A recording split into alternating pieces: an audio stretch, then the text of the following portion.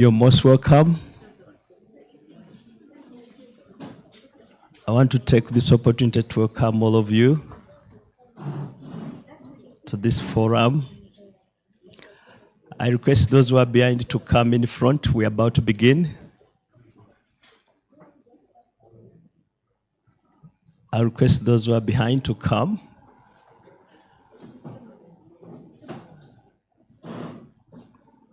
You're most welcome.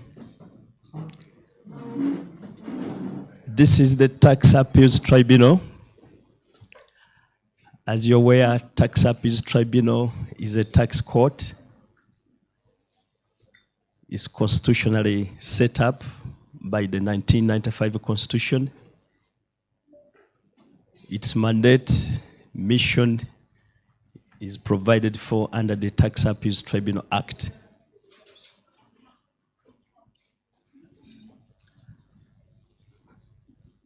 Its role is to resolve tax disputes. Today's forum engagement is intended to have an engagement with our stakeholders in order for us to serve you better. Registration was supposed to commence from 2 to 2:30. Our online viewers, you're welcome. We're about to start.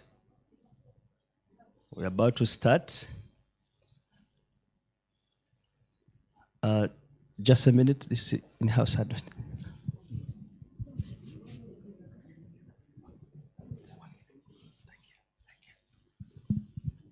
Thank you. At this moment, once again, I want to take this honor to welcome all of you. It's now time for us to begin. At this moment, we are going to have a national anthem and then East African anthem before we go into other discussions.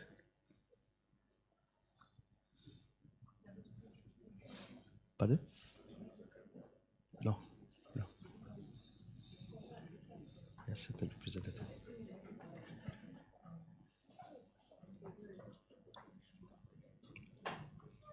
Okay.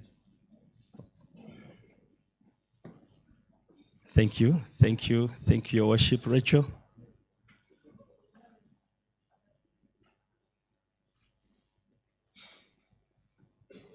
At this stage, this juncture, I want to recognize the presence of all the members of the Tax Appeals Tribunal, the chairperson of the Tax Appeals Tribunal, Mrs. Kavajwara Crystal. I want to recognize the presence of Ms. Christine Katwe, member of the Tax Appeals Tribunal, Mr. Suraj Ali, member of the Tax Appeals Tribunal, Honorable Kabakumba Masiko, member of the Tax Appeals Tribunal, Honorable Rosemary Najemba, member of the Tax Appeals Tribunal, Mr. Nangosha Willie, member of the Tax Appeals Tribunal,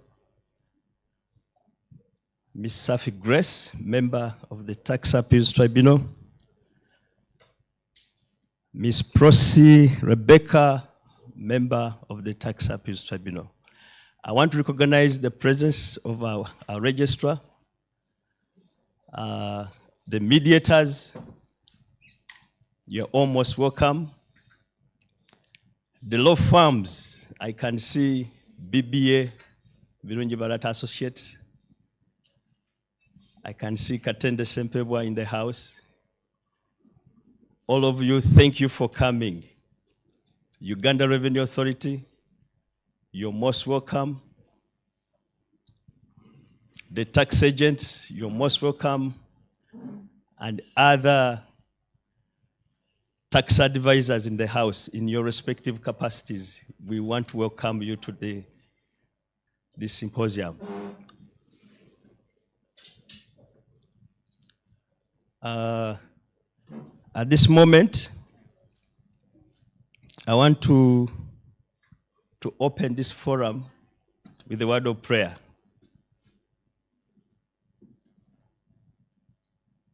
Can we stand up and we recognize the presence of God in this place?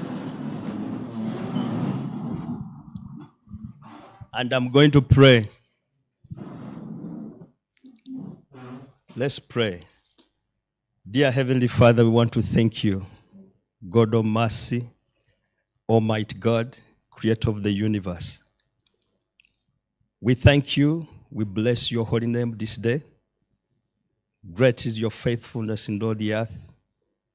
Thank you for everyone who has come today and those who are virtually attending this symposium, forum.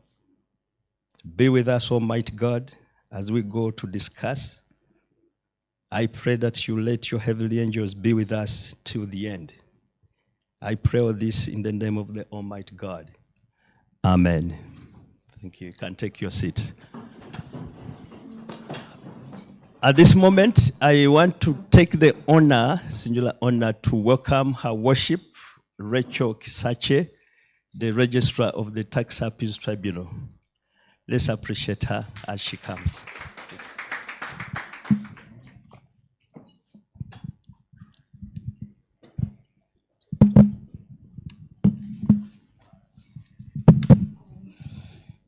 Thank you so much, Solomon. Ladies and gentlemen, all protocol observed, a very good afternoon. Thank you all very much for honoring us this afternoon to attend this forum. The forum allows us to interact with the stakeholders. Herein, we'll exchange ideas, views, and see how we can bring about change to develop our country. Let me share the brief history of the Tax Appeals Tribunal. The tribunal was established by an Act of Parliament in 1997 and has been in existence for the last 25 years.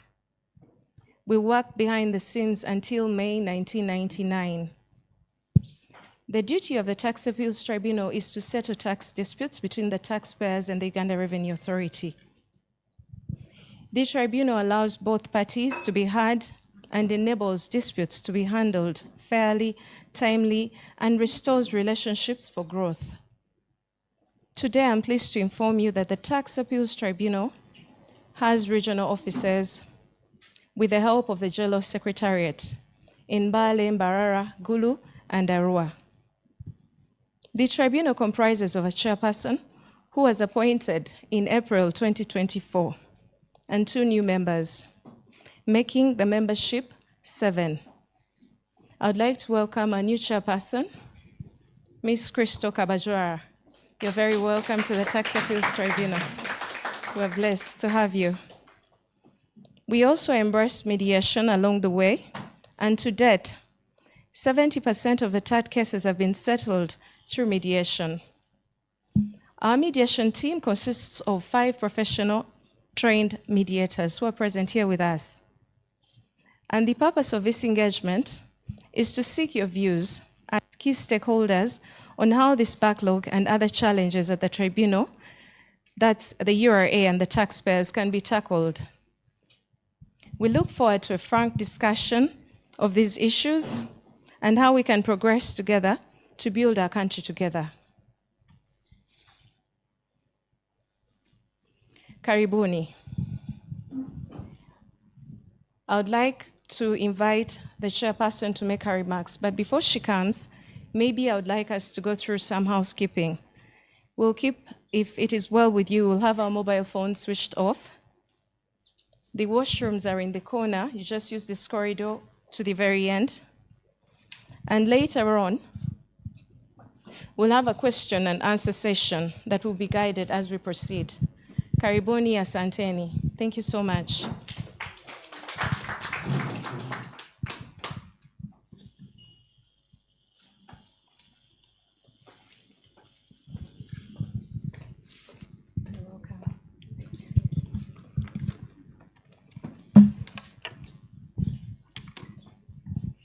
Good afternoon.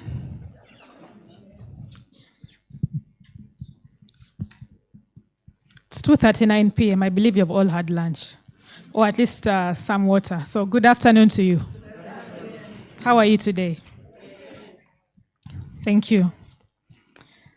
Ms. Susan Nakagolo, the Principal Economist, the Tax Policy Department of Ministry of Finance, representing the Honorable Minister of Finance, Matia Kasaija, members of the Tax Appeals Tribunal, the Commissioner, Legal Services and Border Affairs, Uganda Revenue Authority, members of the Uganda Law Society, members of the Institute of Certified Public Accountants, representatives of the Private Sector Foundation of Uganda, representatives of the Uganda Manufacturers Association, representatives of CASITA, members of the media, distinguished ladies and gentlemen, good afternoon. Honorable Minister, I bring warm greetings from the Tax Appeals Tribunal. I'd like to thank you for having given me the opportunity to lead this institution and to be the first female chairperson of the tribunal. Honorable Minister, the tribunal opened its doors to the public in May 1999. Therefore, this month marks 25 years since the tribunal began exercising its mandate. I think that deserves a hand clap. So it's therefore no accident that we are gathered here today in the month of May to engage with the very people and community that we are mandated to serve. Allow me to introduce the members of the tribunal who are here with us today. And when I call out your name, please stand up for recognition. Mr. Siraj Ali, Mrs. Christine Katwe, Mrs. Kabakumba Masco, Mrs. Rosemary Najemba Mbabali, Mr. Willie Nangusio, Miss Safi Grace, and soon to join us, Miss Rebecca Nambi, and Miss Stella Nyapendi, who's not able to make it today. So, Honorable Minister, as you can see, we have exceeded our 40% target for female representation at the tribunal. We are dominating the men. So in addition, we have a team of mediators. Mediation plays a critical role in tax dispute resolution. And our team with us today includes May Virgi, Christopher Rukialekere, Zaina Nabukenya, is she here? Stanley Kawalia, thank you, and Teddy Mayengo. Please also allow me to introduce our registrars who ensure the smooth running of the tribunal's daily function, Ms. Rachel Kisache and Mr. Solomon Wamai. We are also supported by a team of legal officers and support staff who are all here with us today. Please stand up if you're a member of the tribunal for people to put faces to the names. Thank you. Honorable Minister, I would really like to extend my gratitude to the entire staff and members of the tribunal for the warm reception that I have received since I assumed office last month. I'd also like to appreciate the Ministry of Finance for their support and guidance over the last month, and also our stakeholders who are here with us today for the support that they have given me so far. Several of them have come to me personally to welcome me to the tribunal, and I really appreciate that.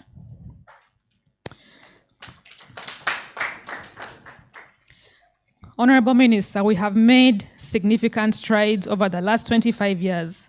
More importantly, tax dispute resolution process is quicker than conventional judicial processes.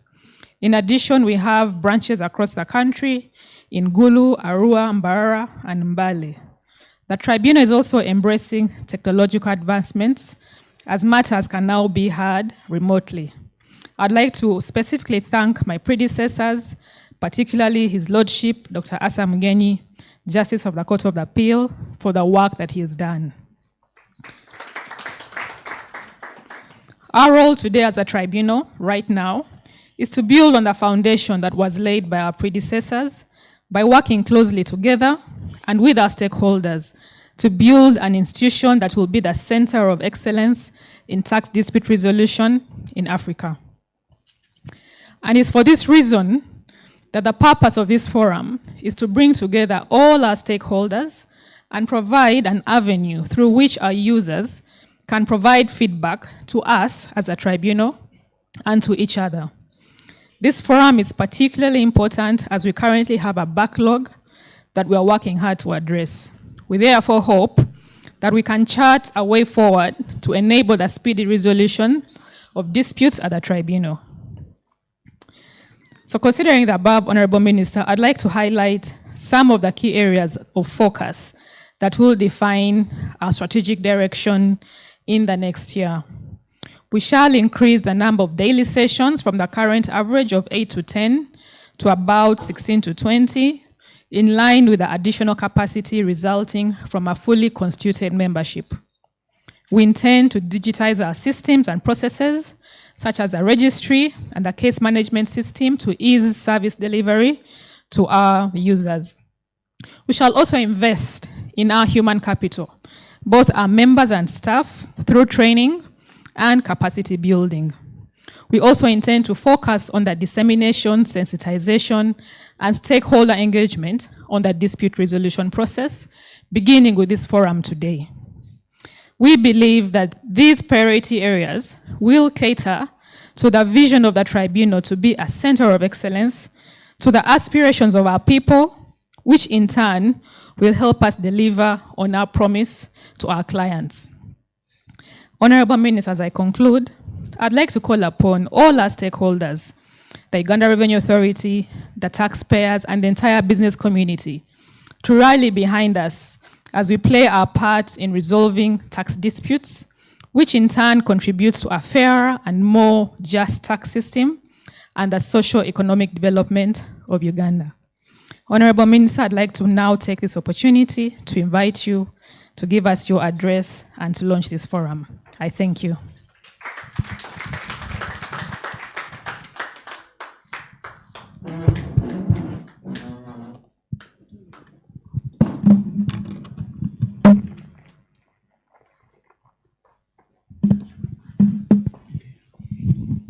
Thank you, Chairperson.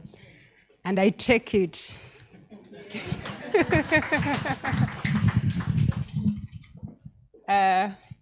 I'm delighted to be here this afternoon, and I would like to start by telling you an honest story. This afternoon, just before coming here, I was with the Honorable Minister. Yes, and we chatted about this event. He was very keen to be here in person. When we parted, he told me, go ahead of me, let me pass Serena Hotel. So just before I could sit on that chair, I received a call, and it says, oh, Susan, you're going to read my speech. I've been called to go to the State House. So that's why today I'm taking over the minister's shoes. But I take it with gratitude because I know that he empowered me. So, good afternoon, everyone.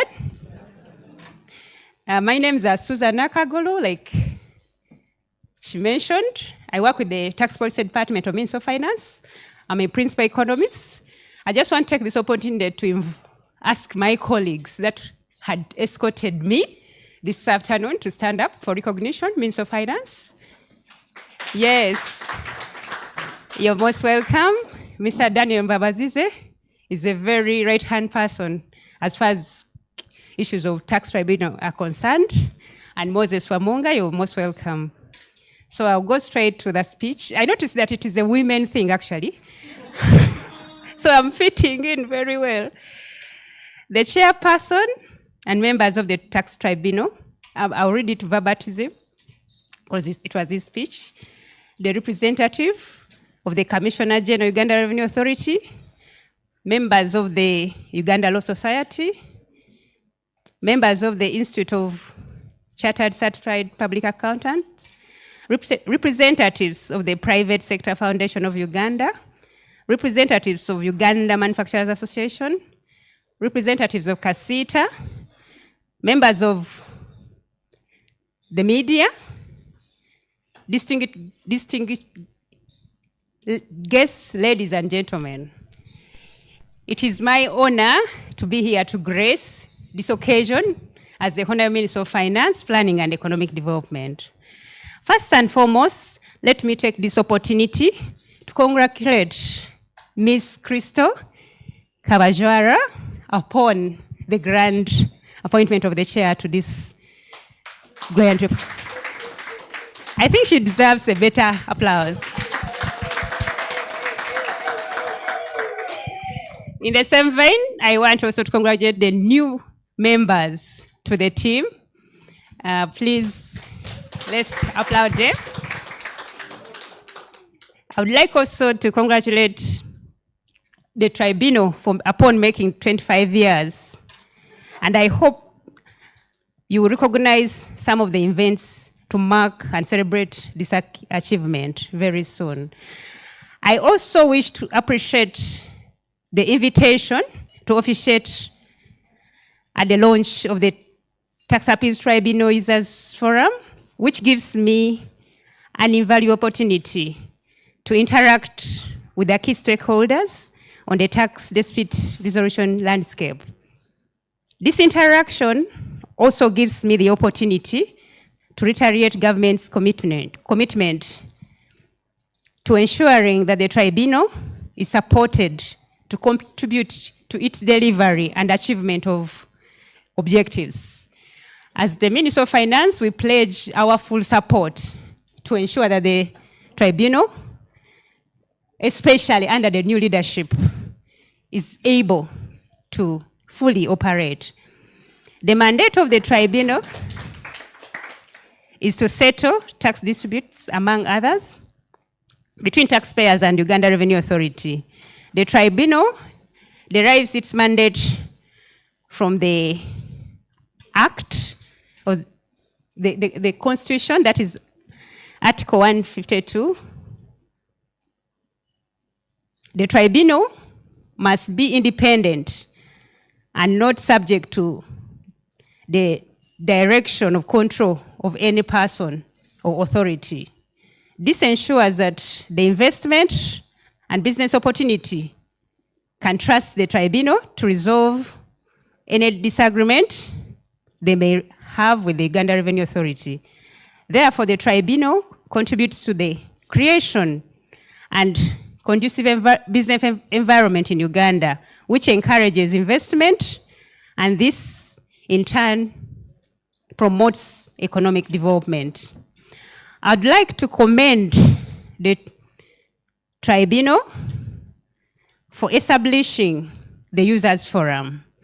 This forum is an avenue through which all users of the tribunal can operate, can provide feedback, and can provide feedback on how the tribunal can improve service delivery in line with its mandate. The forum will provide all stakeholders with the opportunity to have an honest conversation on how Uganda Revenue Authority and the taxpayers settle disputes. The forum is also timely given the recent debates regarding the disagreements between the traders and URA, which have the potential of resulting into further disputes that may have to be resolved by the tribunal. I am aware that there have been increase in the case backlog over the past years, and I'm informed that there are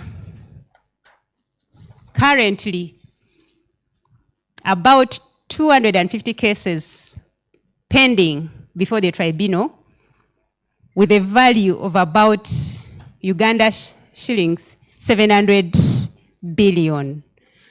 I'm happy to inform the country that I have now appointed the members of the tribunal fully, and I trust that the tribunal will now expeditiously handle all the backlog at hand.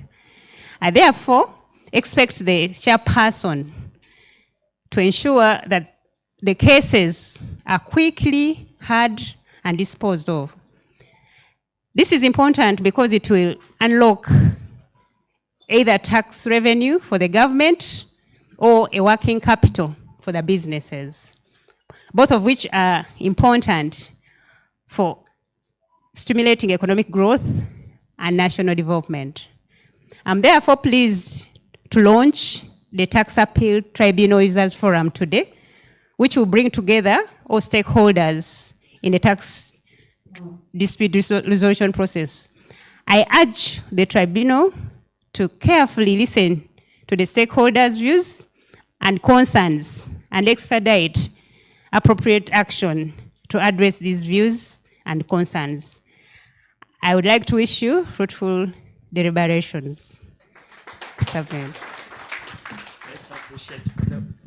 Minister, I request you to stand, remain behind a bit. There is some small function we want to conduct. Let's appreciate the Honorable Minister for that wonderful speech. Honorable Minister, I want to thank you very much. At this juncture, I want to welcome the chairperson. There is some small assignment you are going to do.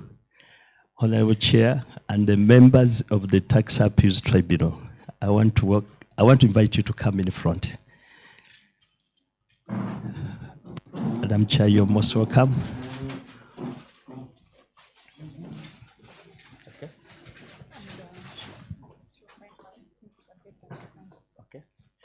Honorable Minister, you're supposed to sign our official launch formally.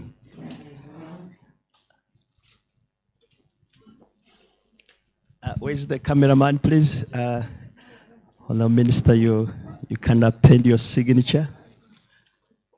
I invite the members of the tribunal to come near here. Okay, I congratulate all of us upon this official launch. Let's clap for ourselves. Thank you so much, Honorable Minister. May the Lord bless you so much. And then the chairperson of the Tax Appeals Tribunal, she's also signing. Thank you, Chair. Honorable Rosemary Najemba, please come and launch, sign. Okay. Mr. Willie Nangosha, member of the Tax Appeals Tribunal. Thank you.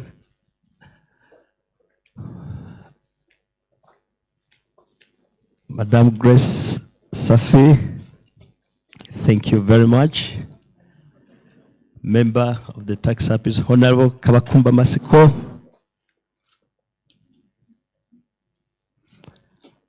Mr. Suraj Ali.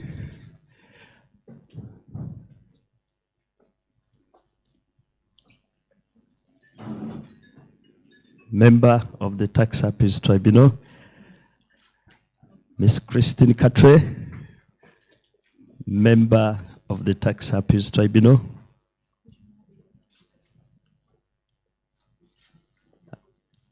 Thank you, Madam Christine. I would like to invite the Commissioner Legal Services, Uganda Revenue Authority, please. You're most welcome. Please, you can append your signature there. Thank you very much, Commissioner Legal. A Uganda Law Society representative. Madam Prosi Rebecca Nambi, member of the Tax Appeals Tribunal. Thank you very much. The representative of Uganda Law Society, please. You're most welcome. Councillor Kigundu, please, you can append your signature there. Member of the ISPAO, Is there any representative from ISPAO? Any representative from ISPAO? Then Kasita, and a member from Kasita. Please come in front. Come in front. You're welcome.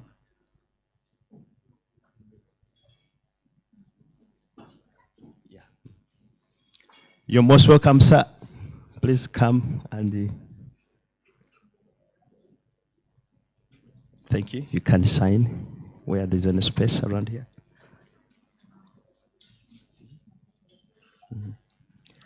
Thank you, sir. Yeah, you can go back. Uganda Manufacturers Association. Do we have a representative from Uganda Manufacturers Association? Private Sector Foundation. Any person from the private sector? We want to take this opportunity to recognize the people who are online.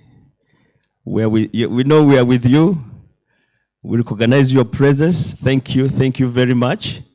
I want to recognize, I want to call her worship Rachel to come and sign. Okay. Thank you very much. Miss Rachel Kisache, the Registrar of the Tax Appeals Tribunal. Thank you very much. I want to request you to go and take up your seats. Thank you very much. Thank you very much.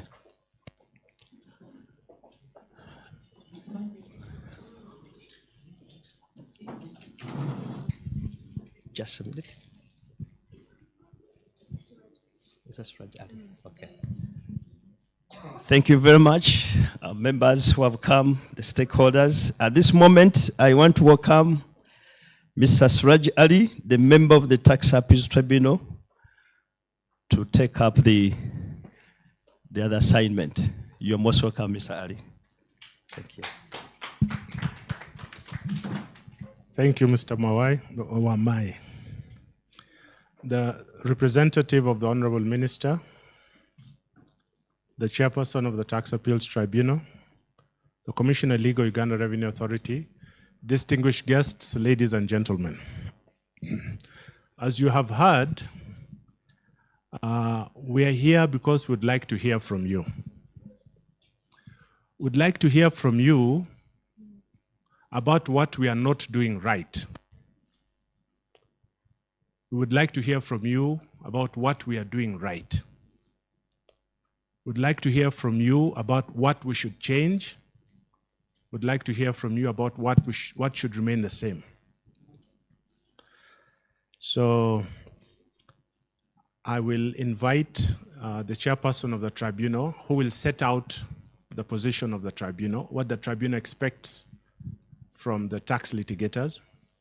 I will then invite a representative from Uganda Revenue Authority, who will set out what URA expects from the litigants and how it can cooperate in these matters. Then I will open out the field to the lawyers, who should feel free to give us their points of view.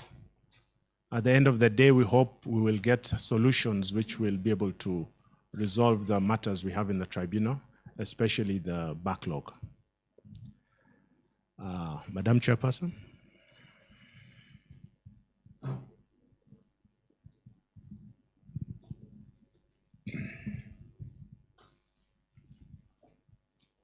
Thank you, Mr. Ali.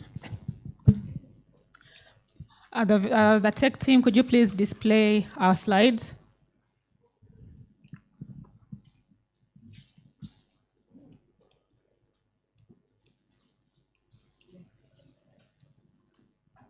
This pointer is not working, so if you could just control it. Is it working? Okay.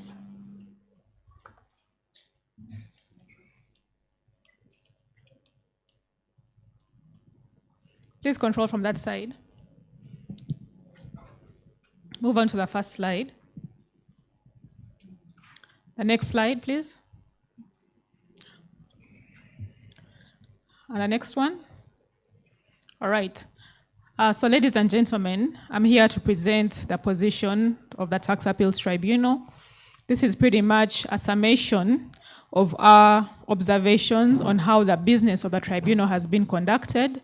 And what we're putting forward to you today is our proposals on how we can improve our systems, processes, conduct, but also how the parties or the different, the respondents and the applicants engage with each other. And in summary, the objective of this, of our proposals, one, is to ensure that we clear the backlog of cases. This is important for both the Ghana Revenue Authority and taxpayers, because one, for the URA, it unlocks tax revenue. Two, for the taxpayers, it unlocks working capital. So there's benefit for both sides.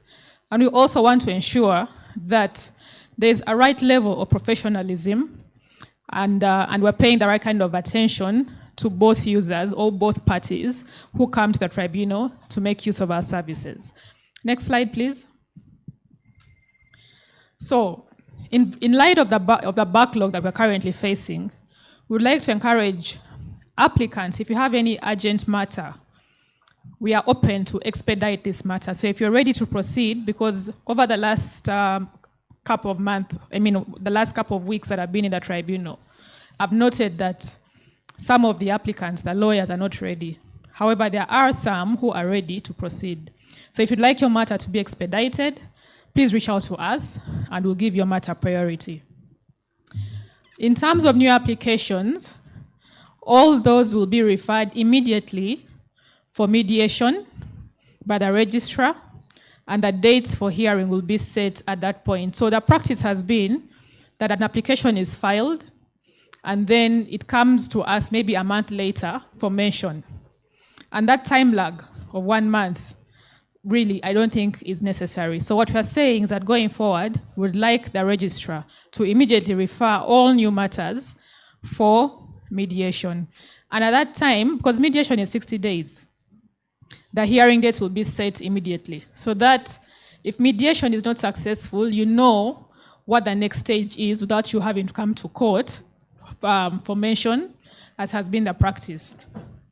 We've noticed that applications filed sometimes are incomplete. There's lack of documentation. So what we would like to propose is that when you file an application, please ensure that the basic supporting documentation accompanies that application. So for example, I would like to see that there is an assessment and a management letter that was issued by the URA.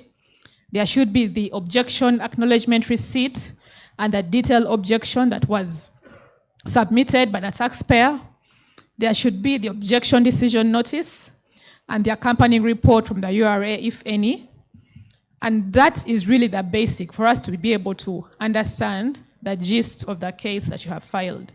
We've seen that there are cases, there are files with incomplete documentation, and this really slows down the process. Mediation will not take more than 60 days. We've had many cases coming before us, and people are telling us that they are still in mediation. And this is 90 days later.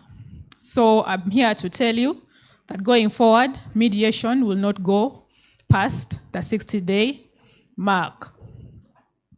Parties must commit to attend mediation inter-party meetings. There has been feedback from our mediation team that there is no buy-in or support from both the Revenue Authority and the applicants and their lawyers and the different parties to be committed to the mediation process. I don't know if we have any, Siraj, if what happens when people don't turn up for mediation meetings? Are there any fines? Out of scope, yeah? My hands are tied, I can't fine you, but I hope that. Yes, so moving on to the next slide, tech team. So when mediation has failed, after the 60 days have lapsed and mediation has not been successful, we'd really like you, the applicants, and all parties to file a joint scheduling memorandum and a joint trial bundle by the scheduling date. If you are not ready, if you haven't filed your documents and the matter comes up for scheduling, we shall proceed with scheduling in court. Please file your memorandum and trial bundle by the scheduling date. There has been cases of adjournments, endless adjournments on several matters. And we're here to tell you that adjournments without sufficient cause will not be accepted. I'd like to all of us work together to ensure that we are streamlining the operations of the tribunal and ensuring that we are not delaying justice. There have been cases of several requests for extension of time. I know the tribunal has discretion to grant extension of time. However, we are going to try and tighten that discretionary power. So we shall only be granting extensions of time only in limited cases. So for miscellaneous applications and causes, when these are being filed, we are now informing you that we'd like those to be filed with their respective submissions from the onset. Written submissions, I know we lawyers tend to have a lot of stories to tell, but on our side, when I encounter a file this huge, I am at a loss of words of where to start from. So I'd like to encourage you, we're encouraging you that you should not exceed 10 pages of your submissions. And by the 10 pages, Arial font 12 and 1.5 spacing. Rejoinders should not exceed 5 pages. Submissions above these limits will not be received by the registrar. So please take note of that. Next slide, please. Timeliness. On several occasions, we're encountering late coming, no shows.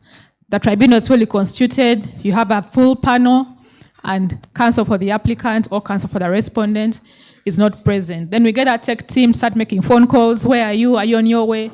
But you've had this, the cause list goes out every week. You're being informed in advance. So why can you not keep time? So where you have late coming or no show, this will result either in ex parte hearings or dismissal. Are we together? Okay. Court decorum. Please observe court decorum. We've observed that, especially for the virtual hearings. At the time I had a case and someone logged in while they're in the lift. There's a tendency to log in when you're driving. You're even breaking the rules, traffic rules. Noisy backgrounds. Logging in while you're attending another meeting in the background. Or while you're speaking to your colleagues. You're addressing a tribunal, then you turn. You whisper, then you... May we please observe court decorum? Because if we notice that you're not respecting the tribunal, then we'll request you to leave and come back when you have organized yourself and you're ready to proceed appropriately. For the URA, we've had cases of, this is specifically for the URA, several matters come up and we are told that the consent judgment is undergoing approval. And this can take anywhere between 6 to 9 months. I had a matter last week. From November, there have been a consent process. URA waiting for approval we're waiting internal approvals. We're waiting for the Commissioner of Domestic Success. We're waiting for so and so. So I would like to request that your internal procedures are tightened because this is contributing to backlog. We've also noticed the issue of staff turnover, and this is affecting our turnaround times. So you have a file that is handled by person X. A month later, person X has left. And then person Y comes on and says, I'm not familiar with this case, and please allow me time to study the file. I would expect people to work in teams so that when one person leaves, the other person should be able to continue with the matter without bringing the entire process or the hearing to a standstill. I think this is probably the last slide. I don't want to have so many complaints. Yes, thank you.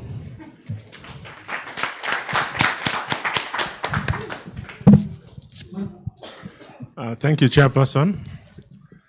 I'd like now to invite the representative. I'd like to invite the Commissioner, Uganda Revenue Authority, Legal. please come and explain what you expect from the litigants. Good afternoon, all. Honorable Minister, members of the Tax Appeals Tribunal, all members present in your different various capacities. It gives me a great honor, and it's a real day of great joy, really, to see the Tax Appeals Tribunal and this launch. It's a very important day for all of us present. I'd like to congratulate the chairperson and the new members of the tribunal. It's a key day indeed for us as URA, I'm sure as well for the businessmen out there, for the population at large. They've been waiting for this day with great patience and a lot of pain, I anticipate, for so many people. We recognize the role of the tribunal in the adjudication of tax matters as a court of first instance. And we really value your partnership in dispute resolution. Over the last period when you haven't been in existence as such formally, it has had a real impact in terms of the backlog, in terms of where matters would go, unresolved matters where indeed there is need for a third party other than URA to consider and resolve matters internally. So we are absolutely really excited about this move as it's in the right direction for all of us.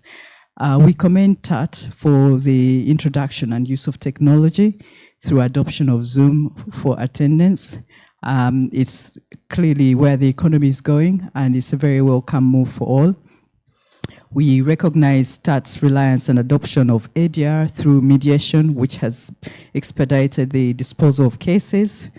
70% of cases are settled through mediation, and that's quite key because going through the court system is indeed costly on all sides. I don't think there's any person who particularly benefits with a lengthy process. We also affirm the impartiality of the tribunal, which is key for the public trust and integrity of decisions rendered. It's quite a tropical time for URA, as you can all imagine. And I suppose some of these are the pinching points for people who have had nowhere to go. So it's quite key to see that, we have systems in place so that people can feel there's a sense of justice and feel that they're being listened to and heard. And we genuinely welcome that, and I recognize the Tax Appeals Tribunal for your contribution in that regard.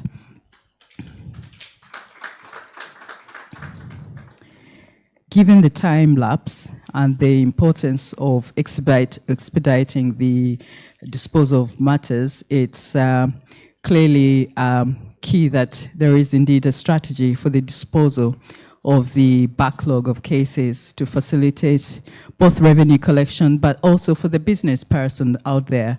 It's quite key. I feel really URA suffers because it's government revenue, which affects everybody in the country as a whole, the entire public. But it's also an issue for the businessman because I don't think there's anybody who is particularly happy about having a dispute. By their very nature, disputes are best avoided. But we do need a place to go where things cannot be reconciled for one reason or another. As URA, we have really tried to back up our internal processes of dealing with matters, but we take cognizance of the fact that in some instances, you do need for the taxpayer to know that there's somebody out there who is independent and has actually had a look at the matter and decided the case. So in that regard, it's inevitable that we'll have matters that end up at the Tax Appeals Tribunal as a court of first instance. And we recognize there are over 200 cases pending disposal with over 700 billion in dispute, as has been stated. And there's obvious recognition that any holds up in the adjudication of cases results in delays of significant commercial impact, both for the commercial person, the government, and the economy as a whole. Justice delayed is indeed justice denied. So a clear strategy to clear this backlog goes a long way in meeting the equitable principles of fairness in a judicial system. And we look forward to that with the new members of the Tax Appeals Tribunal, and we thank you. There are a few things that have been mentioned with regards to specific hold-ups by URA. I'm glad to have had that firsthand, purely because I believe in efficiency and I believe in us being decisive and moving forward progressively. I've only been in office for a short time, but one of the things that I would personally be interested in is if any of the people came to the tribunal and were actually not creating the hold-up. I would be very keen to know what's going on. So if you have any instances of such matters, please do alert me. I anticipate that most of these consents would be in my office, so there shouldn't be any hold-up as far as I'm concerned. And we should do everything we can. This has been long awaited, and there is no reason why we shouldn't be speedily moving forward. So any holds up in that regard should immediately be rectified.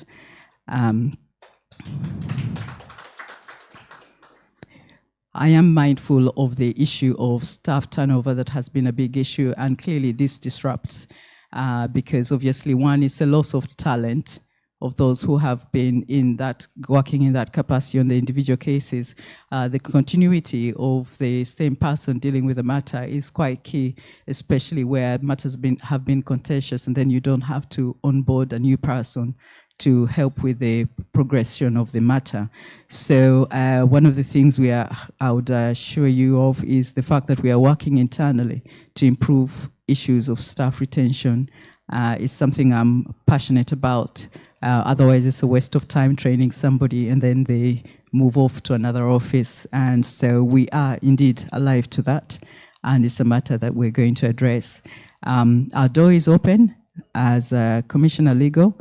My commitment is that we see a system that helps to both help the commercial business person who is obviously in a place, I would say, of pain and having this dispute resolved fairly, equitably, and also for Uganda Revenue Authority, because any revenue that's held up is not helpful in terms of the true picture of what our revenue really looks like, and it has an overall impact on the economy as a whole.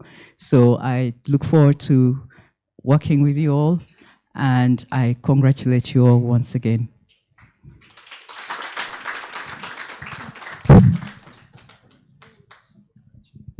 Thank you, Commissioner. I would like now to open the floor to everybody. You can indicate if you want to speak by show of hands, and I'll bring the microphone to you. Or shall I come to you? Or shall I choose? No?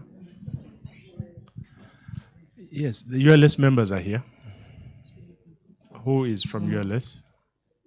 Mr. Chigundu. You're keeping very quiet. Okay. Thank you very much.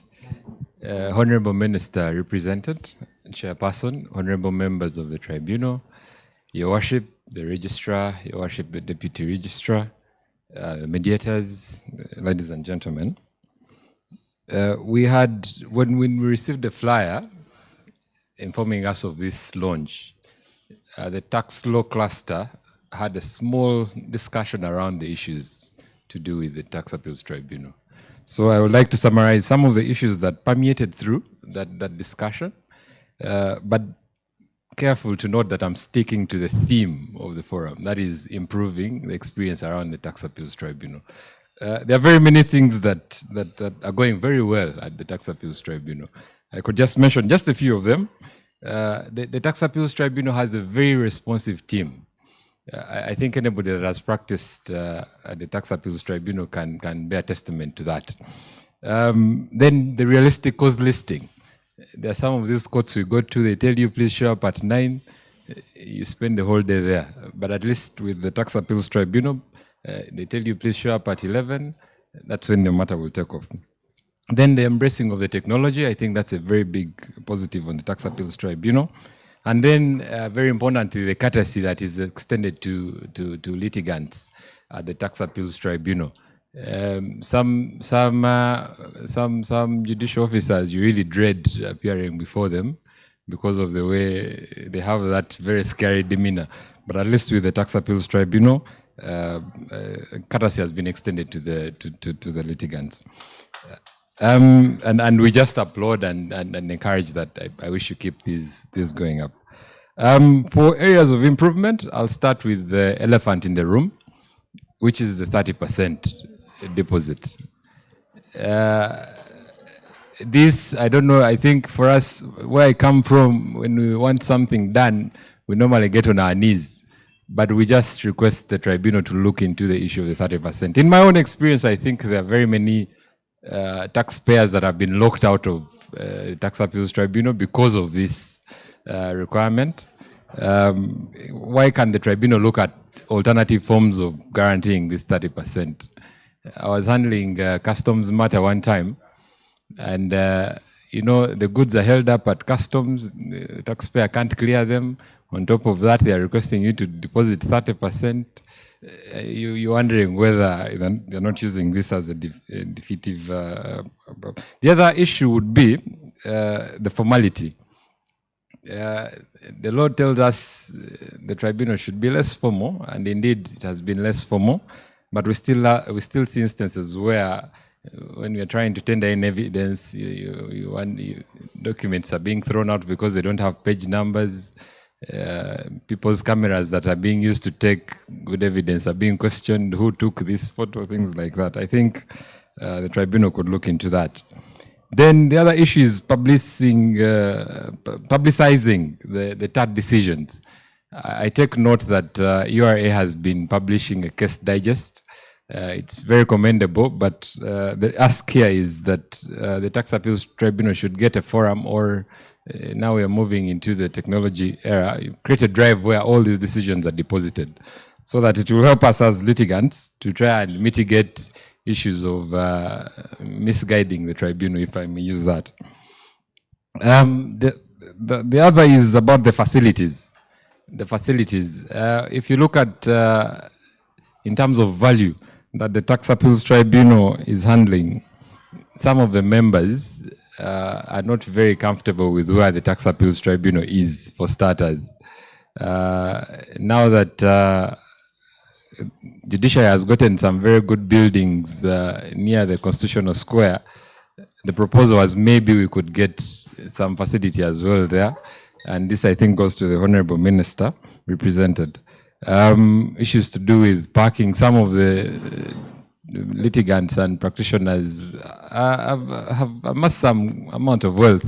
They could drive themselves to the Tax Appeals Tribunal. So when they get there, they struggle with issues to do with parking.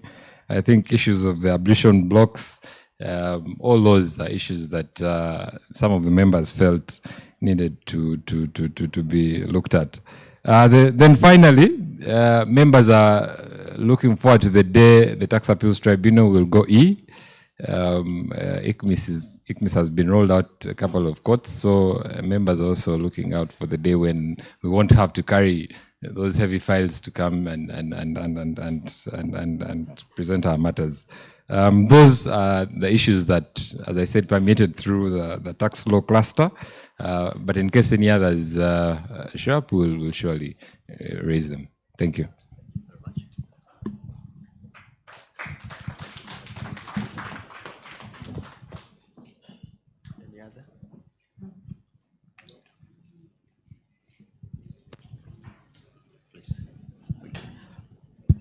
All protocol observed. Good afternoon to all of us. I'm called Deus Mugabe, and on a few occasions that I've been at the Tax Appeals Tribunal, one of the things that has been thorny is when we try to get interim injunctions. For those of us in practice and working for taxpayers whose amounts of money are likely to be taken in the next few hours, it is important for us that we get the temporary injunctions. And when we try to get them, one of the requirements that comes is usually that I am granting this interim injunction subject to payment or proof of payment of 30%. We implore the tribunal to look into that, whether in fact the law requires that 30% is deposited at the time of filing the application, because it doesn't actually swim to say so. Madam Chair, you guided us that we should file our submissions in my favorite font, Arial, 12 the size and 10 pages. Sometimes, I don't know whether I should say the sums involved or the issues involved, sometimes it's just not possible. Now, you made it a recommendation, but there was a caveat at the end which made it mandatory, that if you bring something above 10 pages, it shall not be received by the registrar. So turns out that indeed we must file under 10 pages. But in my experience, sometimes just not possible for us to reduce our arguments in 10 pages. I don't know if we are going to have to ask for permission to be able to file these lengthy submissions. We can keep them in check, you know, but sometimes it's just not possible to elucidate your arguments in under 10 pages. And I think that is acceptable even by the URA team. My last comment relates to the mediation guidance that we now receive, which is that it will last for 60 days. Yes, that's what the law says. But also on the basis of the nature of the problems that we deal with on a daily, sometimes it's not possible to reconcile these issues. So previously we have been moving along both the trial and also trying to negotiate and discuss rather through the mediation process. And in my experience, we've settled some cases much deep into the hearing and before a decision is rendered. So though the guidance on the 60 days seem to be a little bit tight now, I seek clarity that after 60 days, while we'll be coming for hearing, we will as well be afforded room to table an agreement subsequently and say, we have agreed with URA and this should be settled. I thank you.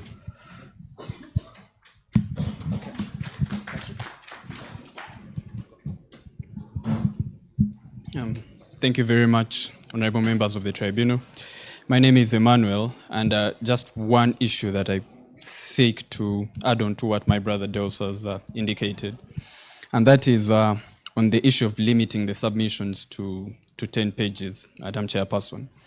And specifically, I raise it on the basis of the fact that the Tax Appeals Tribunal is a court of first instance in tax matters. It deals with both questions of law and questions of fact. So restricting those submissions to 10 pages might be a bit difficult as compared to the other appellate courts, like the Court of Appeal or the Supreme Court, which has those recommendations because they're really only dealing with questions of law and reviewing decisions that have been made by the lower court. So we respectfully request that you reconsider the limitation on the pages. Thank you.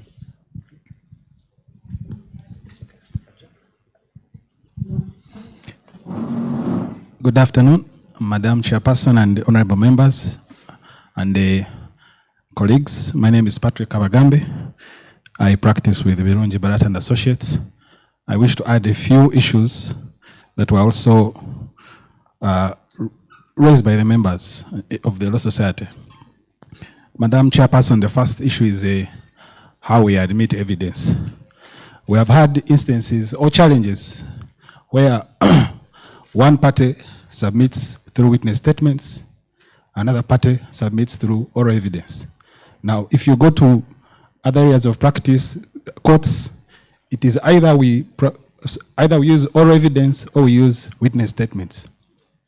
In most instances, an applicant files and serves a witness statement and even proceeds, and then the respondent brings the witness way after, and it brings a challenge in how you prepare your evidence, because it appears that at sometimes the respondent's evidence is prepared after or based on the applicant's evidence. So we propose that at the time of scheduling, Madam Chair, the parties agree. Are we going to proceed by oral evidence? Are we going to proceed by witness statements? And in the event that one party delays, then that avenue is closed. Another challenge we have found, like you've raised, Madam Chair, is after mediation, we find challenges in how the respondent handles the internal business, where the consents take forever to come to the tribunal.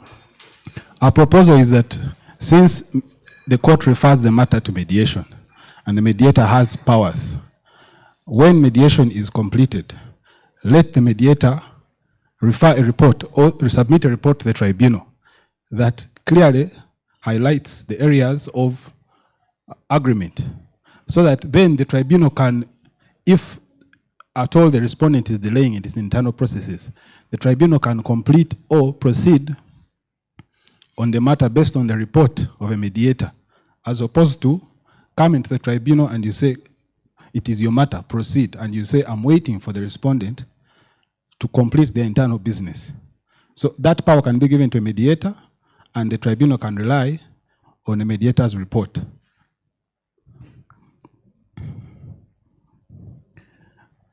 Madam Chair,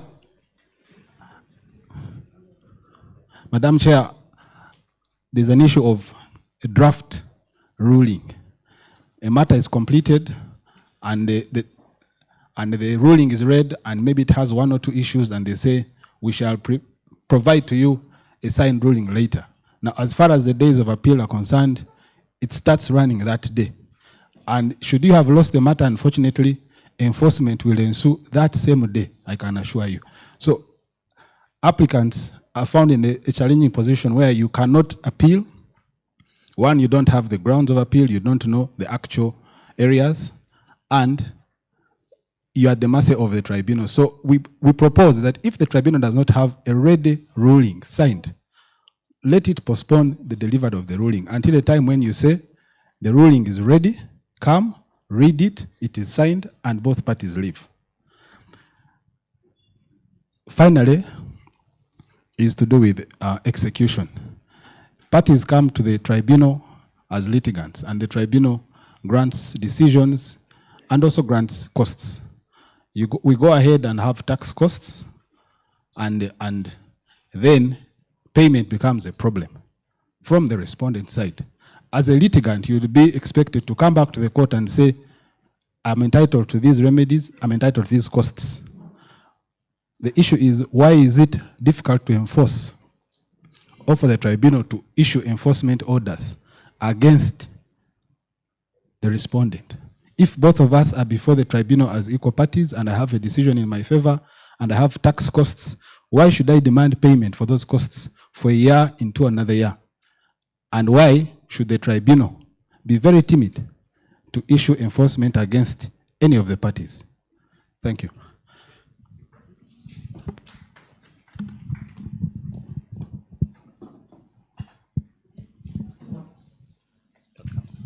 Good afternoon, everyone, members of the tribunal, Chair Lady, Madam Minister. Thank you very much for the presentation. My name is Juliet Najinda. I'm a senior manager with PricewaterhouseCoopers.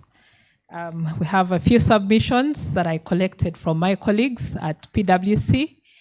And before I get into them, I would like to thank Madam Chair for the presentation that you've made, because it has largely touched on the issues around efficiency that we had prepared to submit. Issues around timelines. We are also looking forward to the increased number of sessions, because a lot of our clients were having their matters being delayed on account of sessions that were not happening or being deferred. So we are really looking forward to that.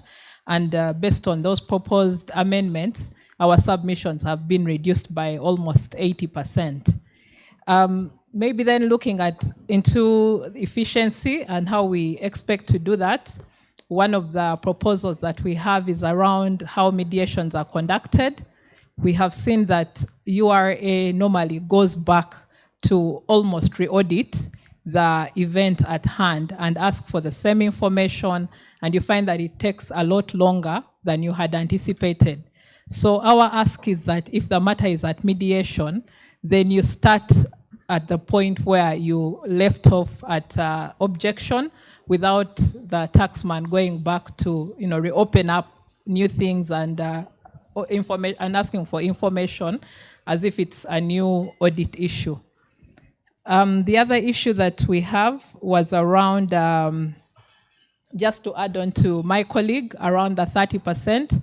I know a couple of my colleagues have mentioned the need to revisit the 30%. It's something that we also believe needs to be looked into, because based on our interactions with the taxman, it appears to be that once the taxman has collected the 30%, then their appetite to support the taxpayer to conclude the matter quickly dies. So if we take away the 30%, then we'll probably see a quicker turnaround, even from the side of the taxman. Then the final issue is around opening up tribunal presentations to consultants who do not have a legal background.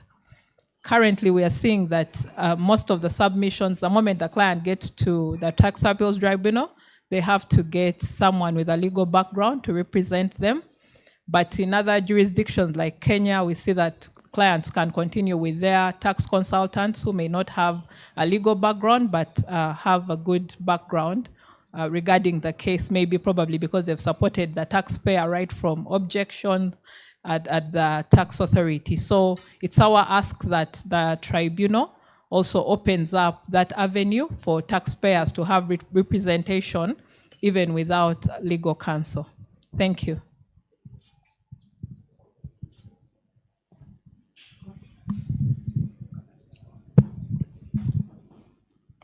All protocol observed.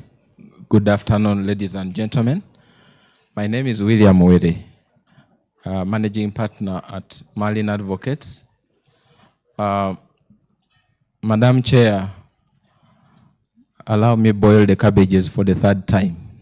I'll talk about the issue of 30%, but I want to redirect this to the Honorable Minister, because this is a legislative function. The tribunal does not have a say about this. I just want to inform, unfortunately, Honorable Minister, forgive me for bringing up this because it is the tribunal's user issue, but I want to just inform the Honorable Minister that in my experience, taxpayers choose to close businesses. Rather than go to the tribunal, some of them actually close businesses when it comes to 30%, because sometimes there is a gross mistake in the computation of the tax.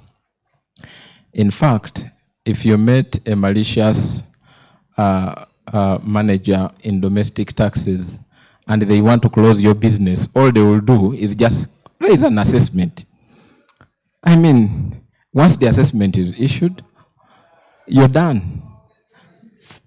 30% can be, it borders with denying people access to justice. So, Honorable Minister, I humbly request that you look at that legislative function, and you could consult with people of Sekasita, with their membership, as well as my colleagues here, the lawyers who represent these taxpayers. You'll find that several businesses close once they lose the objection decision. They come to the lawyer, and the lawyer tells them, no, you need 30%. They would rather close the business. That's not good for URA. It's not good for the economy. It's not good for those businesses.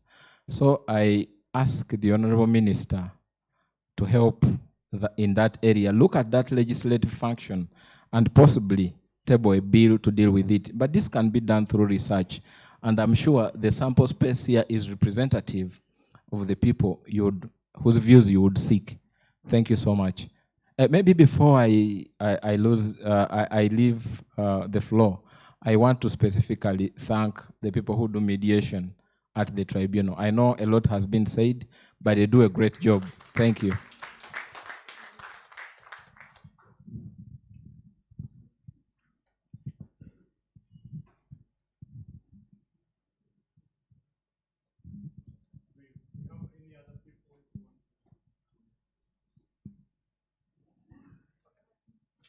There's one person.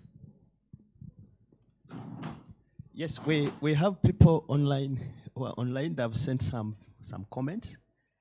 I think they'll be displayed later. Thank you. Good afternoon, good evening, everyone. My name is Jackie. I work with Birunji Barato and Associates. One issue that we have, especially while filing submissions, Madam Chair, is that we get record of proceedings, or we request for record of proceedings, and sometimes those records are incomplete, or they do not capture exactly what transpired during the hearing. So would request that as we transcribe, or as the tribunal transcribes, they provide exactly what took place during the hearing.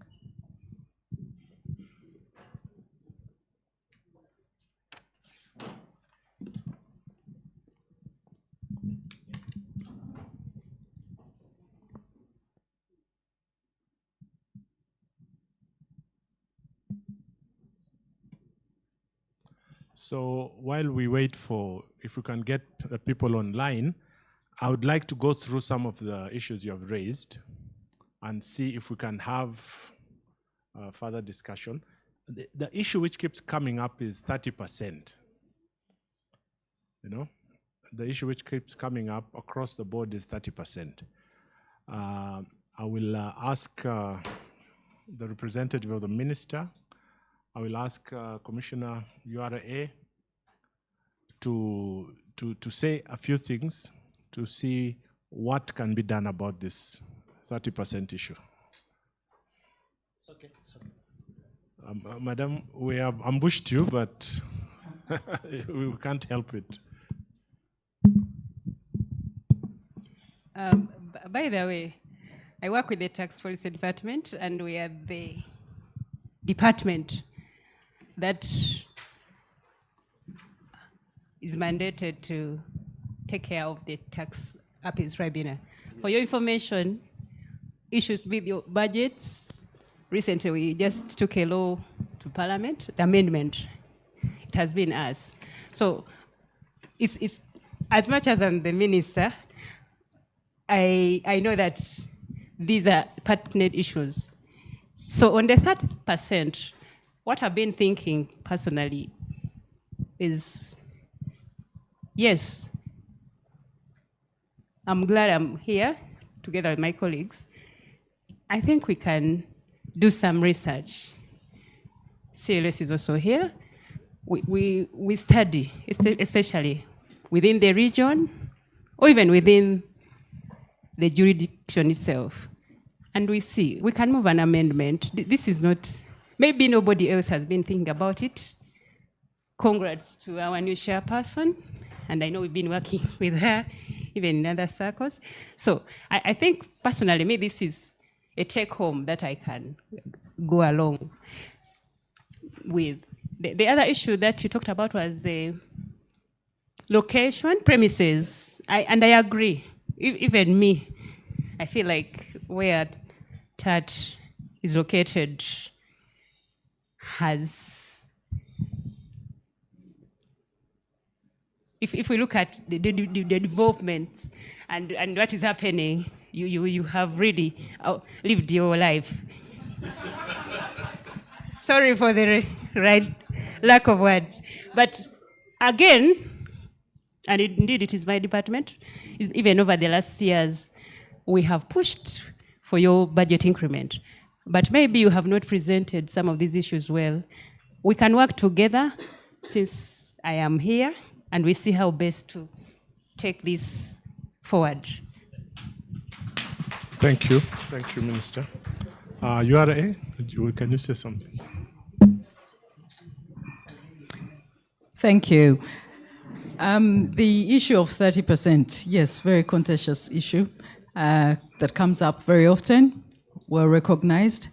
What I would say is, indeed, there is need for looking into a matter that keeps coming up over and over. But the one thing I wanted to mention is the success rate of the matters that come up to the dispute. The current success rate is 80%. So if you have a success rate of 80%, you've got to bear in mind that not all the matters that come up and are in dispute are going to be in favor of the taxpayer per se. And in light of that, when you're looking at this whole matter of the 30%, look at the financial implications and also look at some of the taxpayers that may very well not want to pay the tax at that stage, and perhaps sometimes it could be a delay. We do have lots of matters and disputes. And so when it comes to the 30%, bear in mind as well that by the time the matter comes to the court of first instance, it has gone through objection, it has gone through ADR, so it has moved a really long journey. It's not that the person has been given an assessment and straight away you're paying 30%. It's several days later, and in some instances a lot longer. We're talking about months. So we need to bear that in mind. I can appreciate, though, that there may be instances where that business is obviously going to suffer and may feel actually this is more like a penalty and it's not really justice. And I think in that light, there is provision really that's already been made for you to actually write and have an exception in certain instances. So there is an avenue for those who would be unfairly prejudiced not to have justice purely because of the 30%. And I think given this, between the success rate, given the journey to when it comes to the Tax Appeals Tribunal, plus that provision, in the case of genuine matters, really they should be able to write to the commissioner and ask for an exception for their matters, which would deal with the pain. Thank you. Sorry, I noted as well there was something to do with the re-auditing at the point of mediation, which is a concern. I suppose one of the key issues is that tax matters by their very nature can be at times really complex. The issue is, unlike other cases where you're dealing with a specific matter and a dispute, tax matters by their very nature is an ongoing business. There are payments being made to the ledgers. So that in itself can create certain challenges. We are pretty much looking at how to streamline things in terms of processes so that we don't have unnecessary delays. And we definitely genuinely want to work with everybody else in terms of reducing the backlog. It doesn't do anyone any good. So if there are genuine instances where you feel perhaps the re-audit is in the sense that it should not be happening, where it's just protracted and it's not in terms of reconciling the ledgers to determine what has been paid and what hasn't been paid, because that's normally the issue, then we definitely are open to look into those kind of matters. Thank you. Thank you, Commissioner. Mr. Chigundu, you raised an issue of publicizing TAT decisions. You also raised an issue about the tribunal going electronic. These are matters we will have a further discussion in the tribunal, and we will come back with a position. Mr. Mugabe, your issues of 30% in respect of interim injunctions, you can see it's a very contentious issue. We will need further discussion on this. You also raised the issue, you and Emmanuel raised the issue of the submissions. 10 pages is too short. Mr. Emmanuel says that because this is a court of first instance, and we are going to have to look at matters of fact as well as matters of law, and we are different from the Supreme Court, who are only looking at matters of law, and the Court of Appeal, we should revisit this. We are going to discuss this. We have heard you. We will get back to you with a position. Mr. Mugabe, you raised the issues of 60 days mediation. And you seem to indicate that the mediation would end at 60 days. But I'd like to assure you that mediation can continue even through the trial as long as the trial does not stop. What we don't want is litigants to come to court and say, we're in mediation. How long are we going to be in mediation for? You know, we want the matters to be heard. If just before we write the ruling you bring a consent, we don't have a problem. Okay? The important thing is the matters should proceed.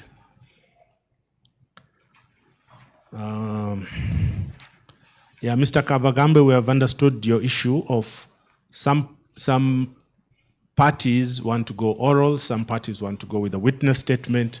In between, someone is prejudiced. Because if someone gets to know your case, then they go and prepare their case based on what you have already told them. I think you're prejudiced. This is something we'll look at. The chairperson is going to look at it. The issue of delay in consent, the Commissioner URA has informed us that she will be working on this and that every delay of this nature should be brought to her attention. Isn't it, Commissioner? Yes. You also raised the issue of draft ruling. This is something we're guilty of. We have read out rulings and we have taken about a week or even 2 weeks to issue out the final, and time is running, you know. If you want to appeal, time is running. So this is something we're going to work on, and we will discuss it further with the chairperson and the members, and see that we should only issue rulings when they're ready to be signed. Yes, now the issue of, I don't know, maybe the registrars are here. Mr. Wamai is here. Rachel is here. They will explain to us why is it difficult to issue orders against URA. Mr. Kabagame says they get costs against URA. They want to execute. They want to attach the URA account. You don't want to allow them to garnish the URA account. Is URA above the law? What are they asking? Maybe you can explain. Mr. Wamai. I'll start with Mr. Wamai. He starts with the interim. Yes. Our guest of honor, Honorable Minister, the chairperson of the Tax Appeals Tribunal, and the members and the participants. The law is the law. There's no litigant in the tribunal or a person in the tribunal who's above the law. Once an application is filed, either execution, the tribunal is supposed to issue necessary orders that have been prayed for. And we do. I have handled so many applications, even in the absence of the respondent and the applicant. I do. Maybe I need to know the specifics of which application is that. But we do not segregate any applicant in the tribunal. As long as the matter has come before the tribunal, we will issue orders. And we will continue to issue orders in the interest of justice. Maybe now we'll hear from Ms. Chisache. Thank you, Ali. In regard to garnishing the URA account, we all know URA is the heartbeat of the country, yes, of the nation. And when we garnish the URA account, it's the minister is here. She can agree with me on this. Just a couple of months back, we were discussing the same, and we realized that the URA account is attached to the consolidated fund, something like that. Yeah. So when you attach the URA account, you're affecting government in one way or another. So what we usually do at TAT, we allow the parties to sit together and we do a mediation of some sorts. And many a times, the both parties sit and agree. Yeah. So it's not fearing that it's URA, it's government and all, but by the end of the day, you're attaching an account that's connected to the consolidated fund. the minister can highlight on that as well. So, Mr. Kavagambe, you see, this is we're on very thin ice here. But is the response satisfactory?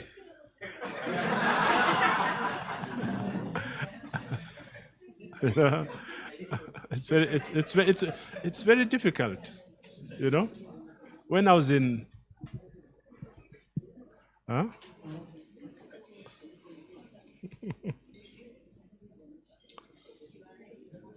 Huh?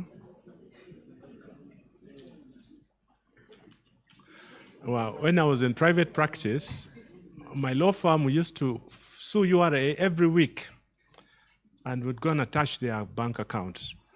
But the court, the registrars were very scared of giving us garnishes, you know, and everybody was surprised how we could go ahead and attach URA accounts. So this is a very touchy issue. It's something which can be resolved as we go along. Ms. Najinda from Pricewaterhouse, she's out. She has walked out. Yes, Mr. Mugabe.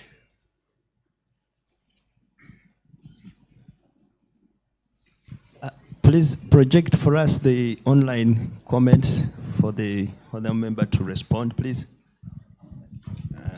Thank you. Sorry for coming back, but I think the solution to this problem, now that we have the commissioner legal, which problem exactly? The one of execution, because as we notice, we have two unequal parties in matters at the Tax Appeals Tribunal, at least at the tail end, as Mr. Kabagambe has informed us.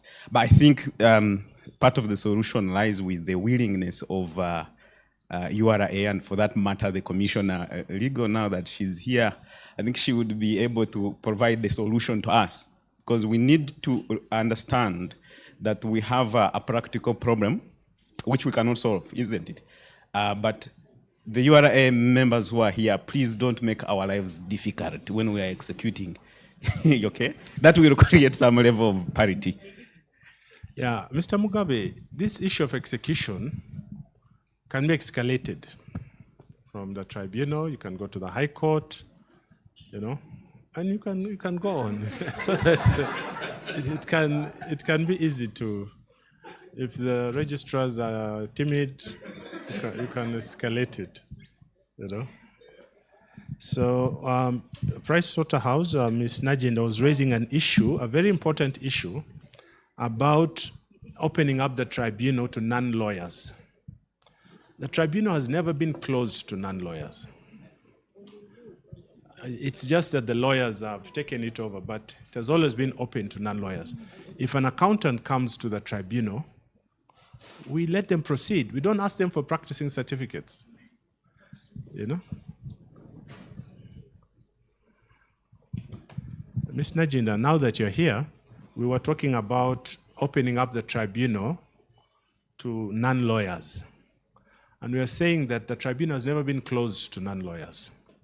The law does not restrict anybody, according to profession, from presenting before the tribunal. If you appear before us, we will let you proceed. We will not ask you for your law practicing certificate, you know. So you should feel free. The only thing is you'll need to know some basics, because we're handling this according to the civil procedure rules. They'll ask you for things like scheduling memorandum, scheduling conference. These are easy things to do. But essentially, we have no problem with do we have people from ISPAO here? Not even one? Do you have an accountant here? Okay, but you should feel free to come to the tribunal.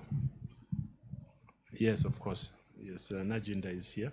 Feel free to come to the tribunal. If you've been handling the matter at PwC through the audit, you know, and you want to come and continue with it in the tribunal because you know the matter better than anybody, you should feel free to do that.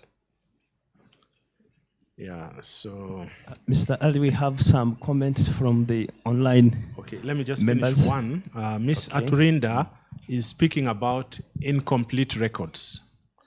They apply for the records. They want appeal proceedings, and the records they're getting are incomplete. They cannot rely on these to make a proper appeal. That is Mr. Sache and Mr. Wamai. Can you respond to this? Yes. It is true. I've received so many complaints from lawyers, especially when they're appealing to the High Court. That's an internal challenge, but I always respond because I have to go back to the file. Sometimes the record of proceedings may be missing one date, and I have to go back again to the secretaries to trace that record where it is. We always try our level best to serve our people, and we always do it. But just in case if there's any other, please always do not hesitate to contact us. Our worship Rachel is there, I'm around. We are ready to serve you. We are ready to serve you. Yeah. Thank you.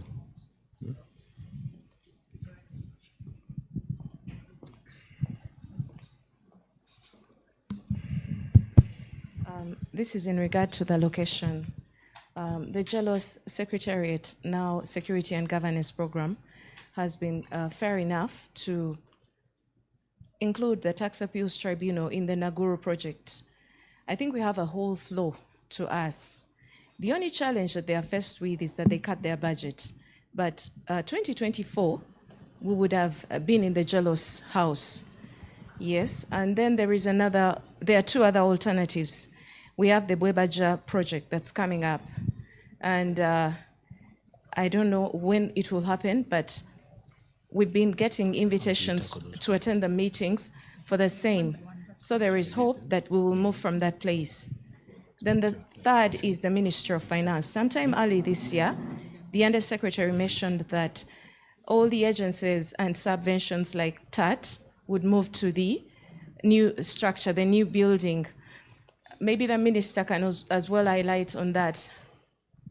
Us moving to the Ministry of Finance, the flat. Yeah. So there are three alternatives or options, but the JELOS house, hopefully, maybe next year, we might be moving there. We pray. Thank you. Okay, thank you, Rachel. So we have some messages online.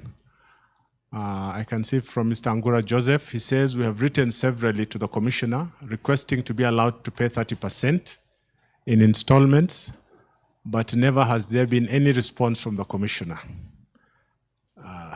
Madam Commissioner, is that 30% payment of the 30% in installments?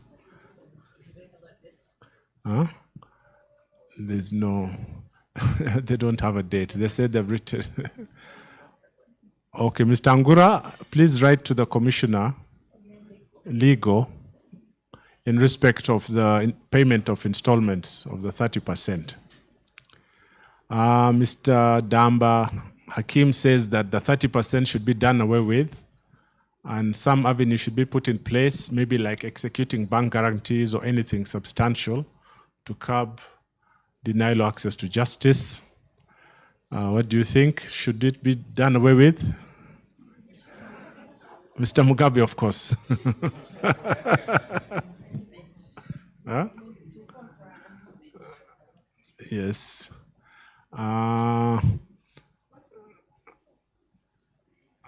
What else is there?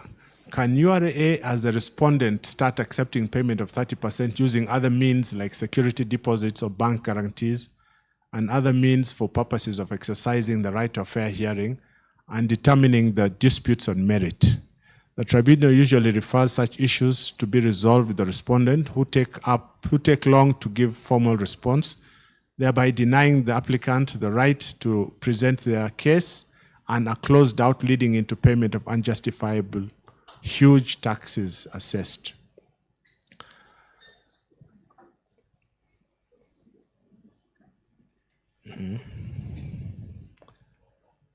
I think the issue of 30% is beyond the scope of this meeting. It's a deep-seated matter.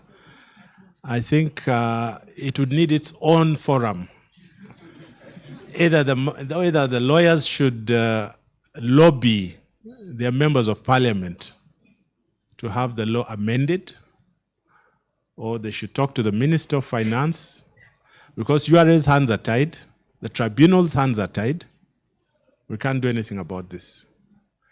So I think the solution is in having the law amended. Yes, for it to get its way into the bill, they need to lobby. Then the issue of restrictions on submissions to 10 pages hasn't been responded to. Madam Chairperson, it is our appeal that the 10 pages are few in several cases. It is therefore a humble appeal that it is reconsidered.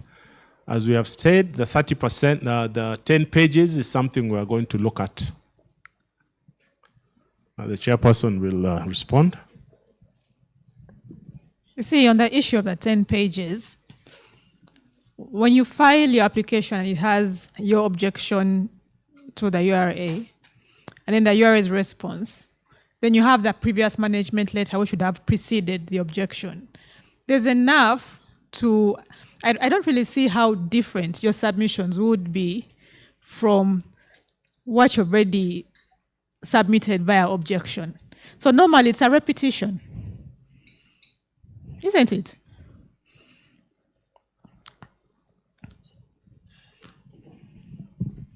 Mr. Mugabe, and I will use a simple example where we submitted about 40 pages in total from our end, because we had about 25 and 15 in rejoinder. URA gave us about 30. Okay, so the issue was not so much that it was not possible to repeat what was said at the objection level, and I will tell you why. We have, at the objection level, we are writing letters, but they are brief and they are intended to explain to the recipient, who is an officer in URA who gave us that assessment. And when we are addressing the tribunal, now this is our last hope. We have failed at expressing ourselves to these people. So it is our last hope. And in many times, what we are, our appeal will be based on what we argued. The grounds will be pretty much the same. That's what the law directs us to do. But in terms of explaining those grounds, we will have to dig into the Constitution. We have to dig into case law.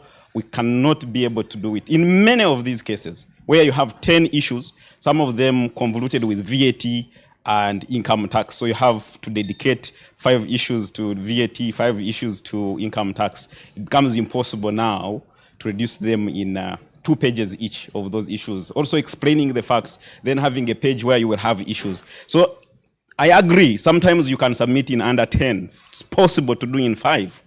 That's possible. I'm not saying that in all cases people should be throwing 10 pages at you. It's possible to do it in 3. But in some instances, it's just not possible to scale down all the arguments you have to make if you're going to represent your argument properly and present it before you for a coherent judgment. So it's in that sense that we make the request.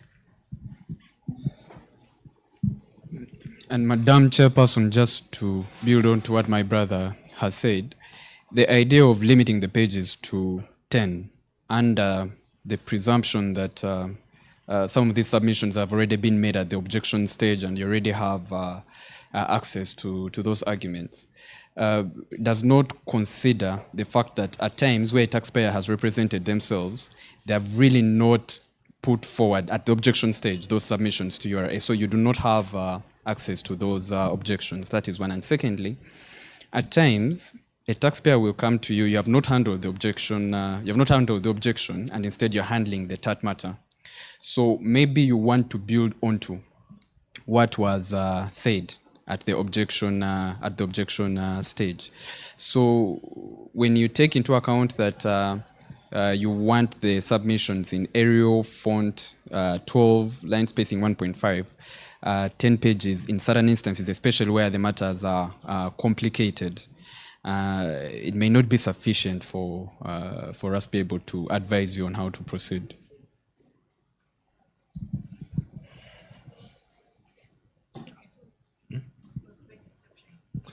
Okay, so we will have to look at a case-by-case basis. The general rule is 10 pages, but if there are extenuating circumstances, then you can approach the chairperson for an exemption. So someone says, Madam Chairperson, sometimes there are reconciliation issues that need to be clearly explained. That is in respect of, that is the pages. There's a question which TAT can dispose of. When must the 30% be paid? How can it be paid? Should it be the respondent to decide? That is Mr. Birungi.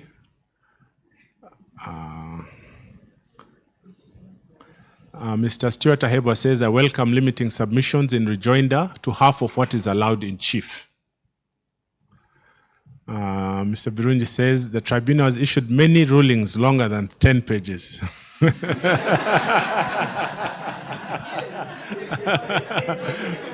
The tribunal is an exception. It's setting out the law. Mr. Birungi says, Mr. Birungi is saying a lot of things. He's saying there's currently an internal rule not to mediate when 30% is not paid. This is something we also heard from the mediators. They are saying that this 30% rule is applying to mediations also. Is that the case? Yeah? Yes? Even before, we were under the understanding that the 30% would kick in after the matters, after mediation has failed. Yeah? Yeah? Hello? Oh.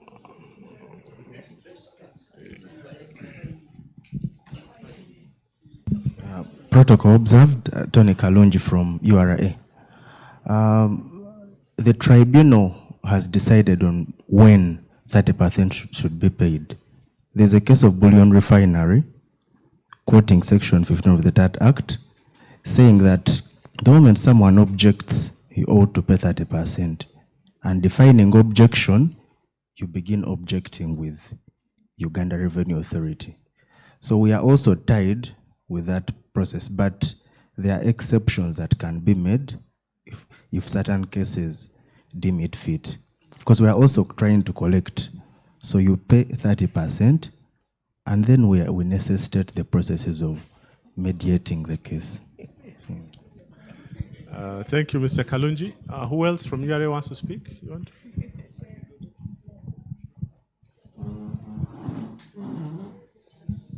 Thank you very much. I'm not from URA, although I aspire probably one day. This 30% issue is really a problem. And when it gets to mediation, I think as a forum, I think we can take a resolution on that. I don't think the reason why it's coming out and sticking to the theme of this is how do we make this experience work? Yes. I think mediation is ideally me trying to reach out and say, can we settle this and without going through the rigors of litigation. I should be allowed to speak to someone without having to pay money for that. I think for me... without a gunpoint. Yes, logically it's what it seeks to do. We shouldn't really... And it's a resolution I think that can be passed at such a forum. Thank you.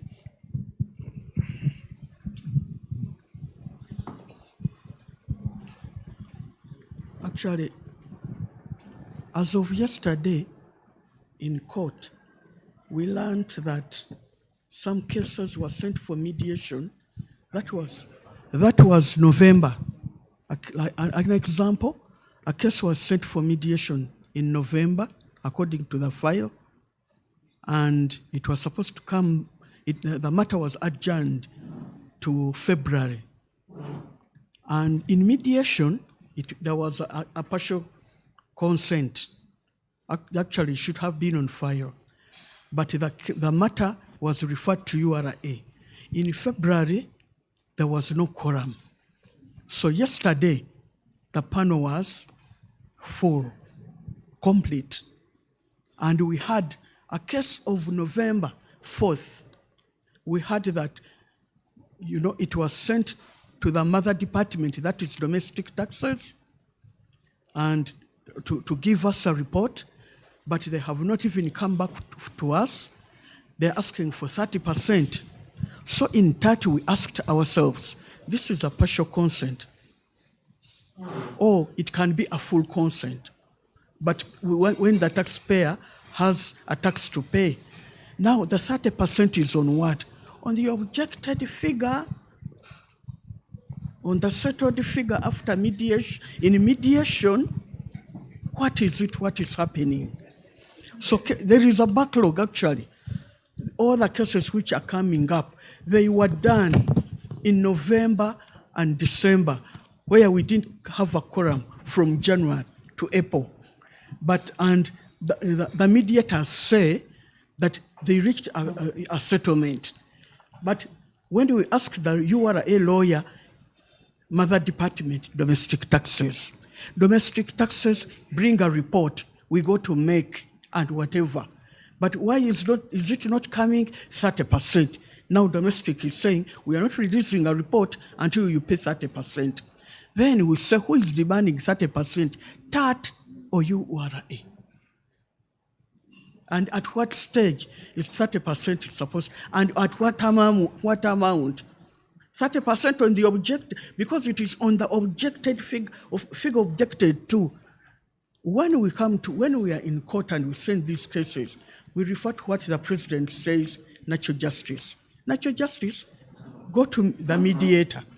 You sit together.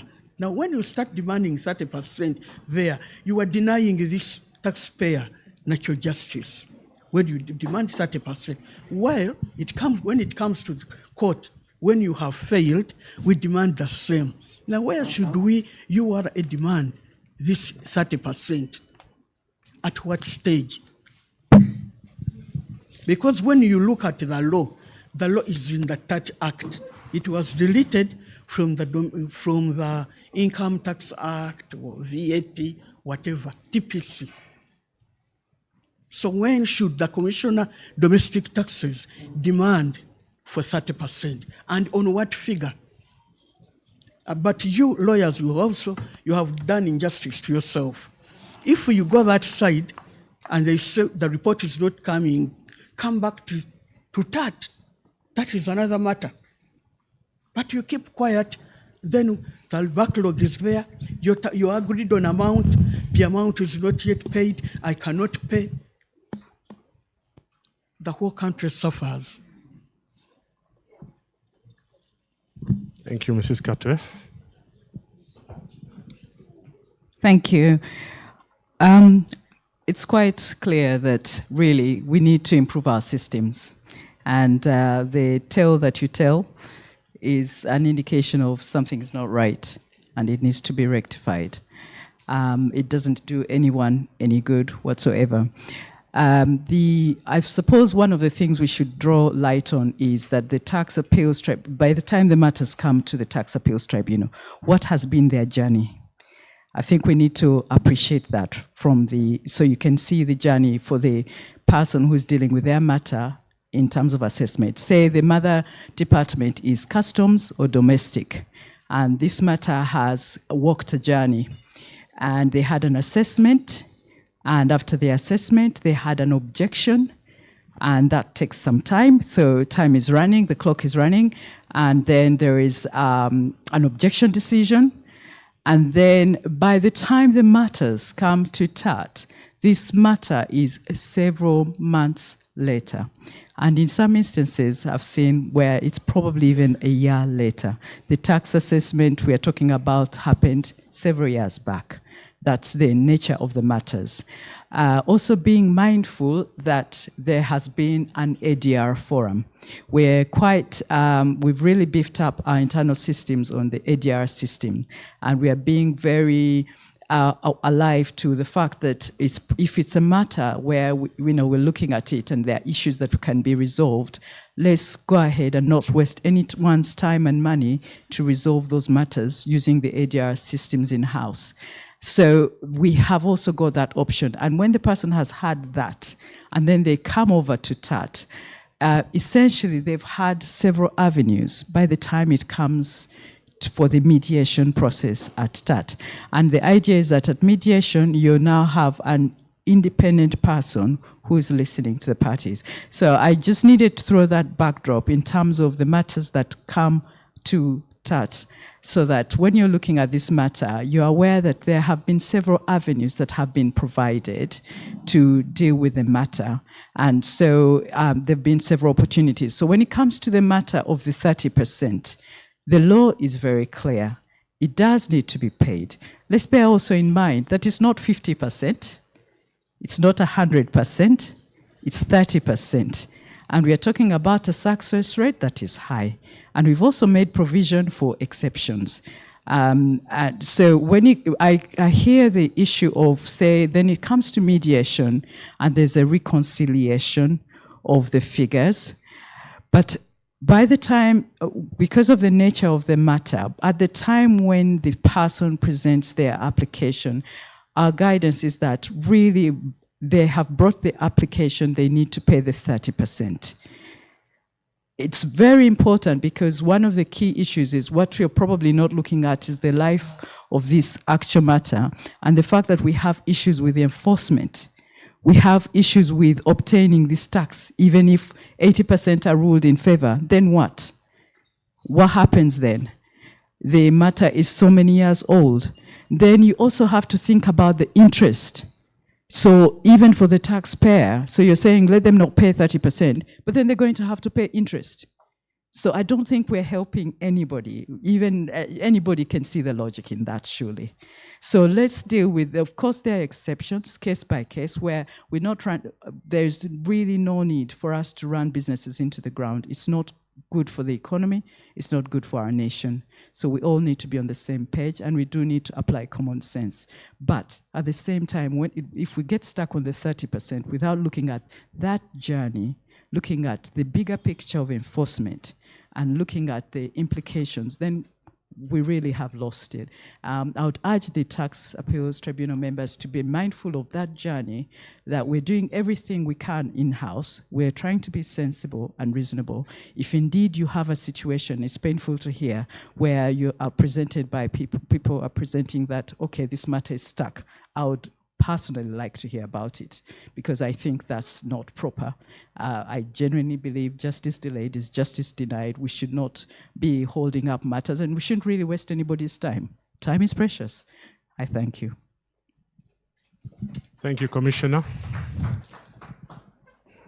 Do you have any other responses?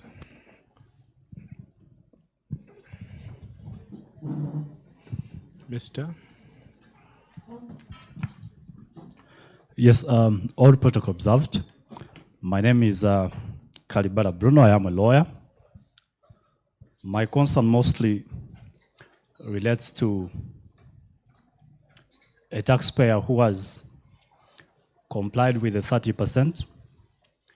They have probably had to mortgage their asset or get a loan through whichever means, or sell their stock for less than its worth, and they eventually succeed before the Tax Appeals Tribunal. Either the matter is settled, and the conclusion is that in fact there is no tax liability, or the tribunal rules in favor of the taxpayer. There are processes from that point to try and recover the tax that was erroneously paid to URA. The 30% are rather cumbersome and impose a very huge level of discomfort to the taxpayer. One, URA will insist that they will want to audit you before they refund your tax, which the court has ruled shouldn't have been paid in the first place. Secondly, even when the Tax Appeals Tribunal Act is very clear that upon success, the tax paid erroneously should be refunded at 2% interest per month, usually. Sometimes you have views from URA actually denying the interest. So you have a taxpayer who has had so much money locked up in a process that shouldn't have happened in the first place. They have luckily succeeded, and they cannot get value for their time. I think in as much as URA has an 80% success rate, I think the 20% of the cases that go in favor of the taxpayers need to be handled with a bit more seriousness, especially acknowledging the time value for money, and also taking into account the commercial environment within which the taxpayers operate. I think the other issue is to do with the Tax Appeals Tribunal. Sometimes it's really not a very serious issue. It is oral highlights of the written submissions. Sometimes tax matters are or tend to be a little complicated. And sometimes, however much you try to put the point so clearly on paper, you feel that you need a chance to make some verbal highlights or explanations before a decision is rendered. It is not something that we see often at the tribunal. Also, maybe sometimes for accountability to the client. The client wants to see you argue seriously. Yes. Putting out their case so eloquently and so passionately. Sometimes we miss that. So we think that maybe for exceptional cases, allowance should be given for us to make the oral highlights and also in a way provide some accountability to the client. Thank you.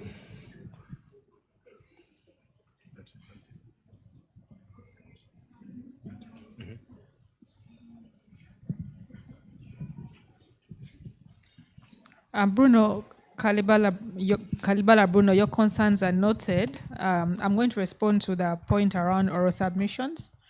I think that's a valid point, and one of the changes we'll be introducing at the tribunal is for both sides to present to us a summary or a gist of their case before at the start of the hearing, so that you paint a picture for the tribunal. Because when you read the submissions, a lot is written, a lot gets lost in the detail.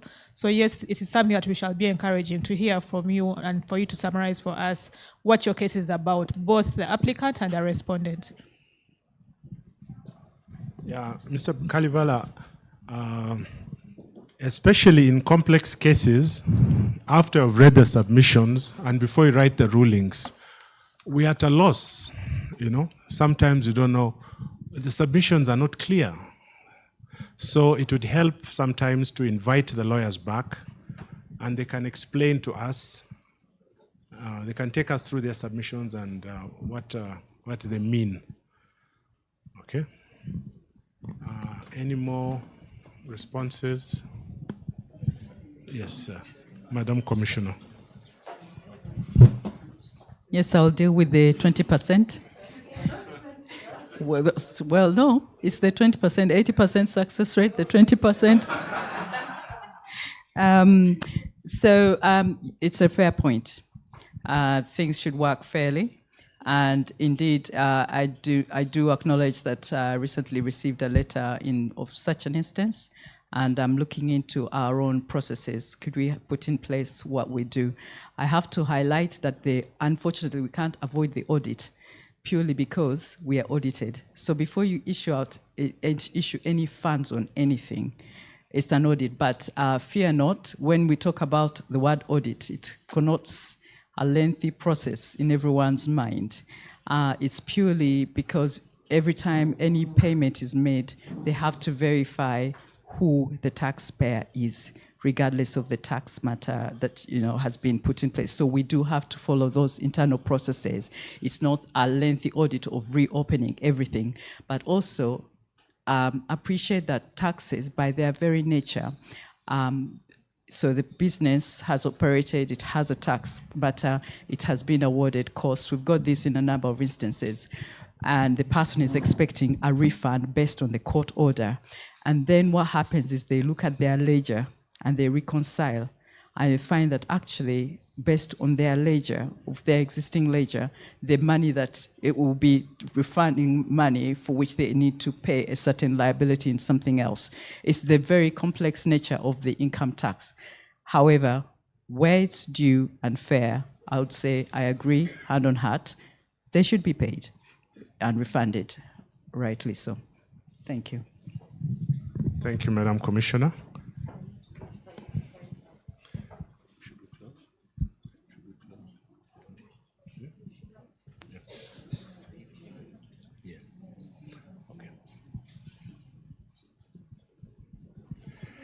If we have no further responses, we would like to close here. Just one. Okay, Mr. Yes, thank you. We'll be quick. Two questions. What is the tribunal going to do about cases that were partly heard when the panels were constituted with members who have since are not members anymore? Okay, so I'm going to answer that quickly. Then there are some matters which were partly heard. So we had 3 panel members. So we have, say, in one panel is myself and Mrs. Katwe and Dr. Kabwai, or Mr. Mugerwa, or Dr. Mugeni. But with their now that they are not there, we are remaining with 2 panel. So under the law, there are 2 options. We can create a new member so that we have 3 panels. In that case, the matter would have to be heard afresh. Then the other option under the law is for these 2 members to proceed with the hearing of this matter with the consent of the parties. So what we are doing is, if these matters come before us, we give the parties the option. Do they want to proceed with the matter with the 2 members so that the 2 members can go ahead and make a ruling and hear a complete hearing the matter and make a ruling? Or do they want to have the matter heard afresh so that a new member can be put on the panel? So that is the issue really, Mr. Kalunji. If you have such a matter, you should bring it to our attention when it comes up. Any of the members handling it, so that we have handled about 2 matters like this. And in those cases, the parties were happy to have the 2 members proceed, because then they wouldn't have to have the matter heard afresh. Thank you. The last one is on cross-examination. Okay, anyone can appear, can represent before the tribunal, but for lawyers, our training grounds us to cross-examine in a certain way. And we have had instances where the tribunal directs not to go a certain path and bring those issues in submissions. Then we have had instances where the tribunal is not kind enough and we concede.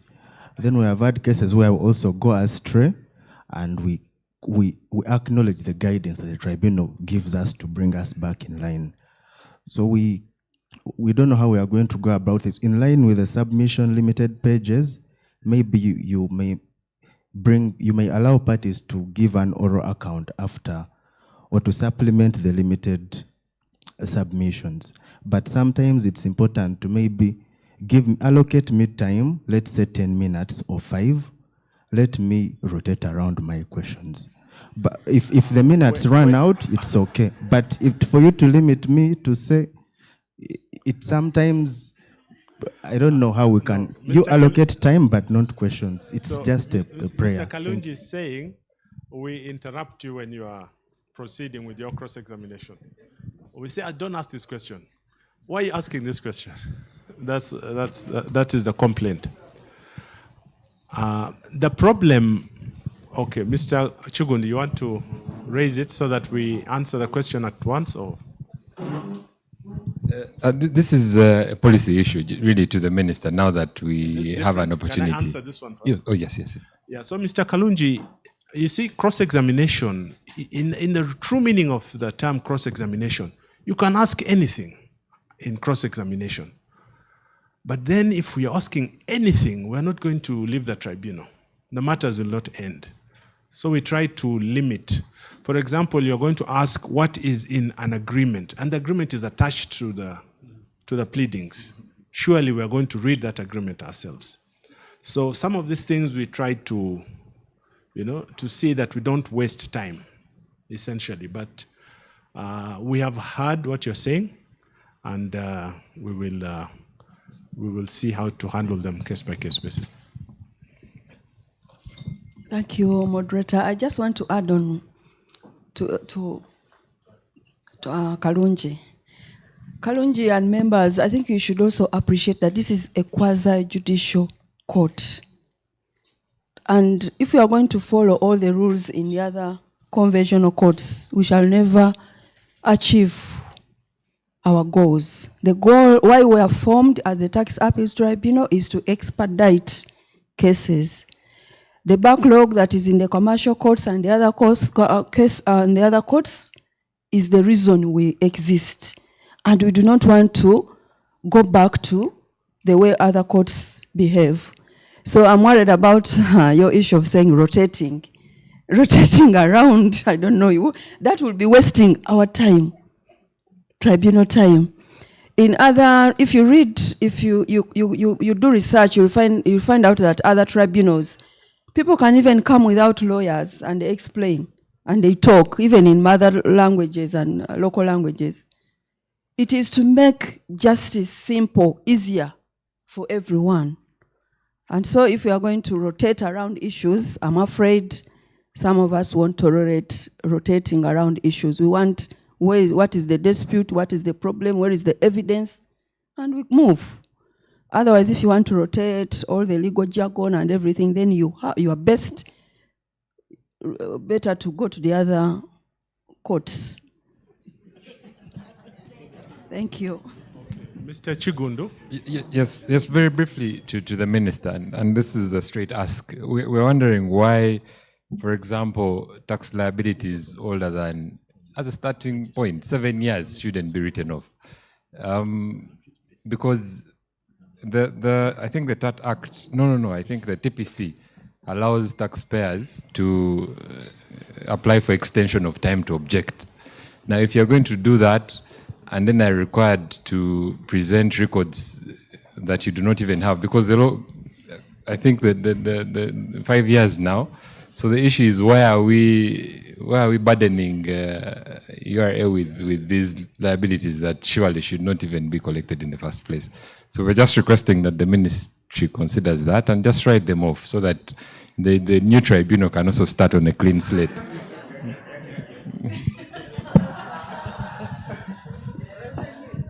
Mr. Chigundo, you have seen the response to you.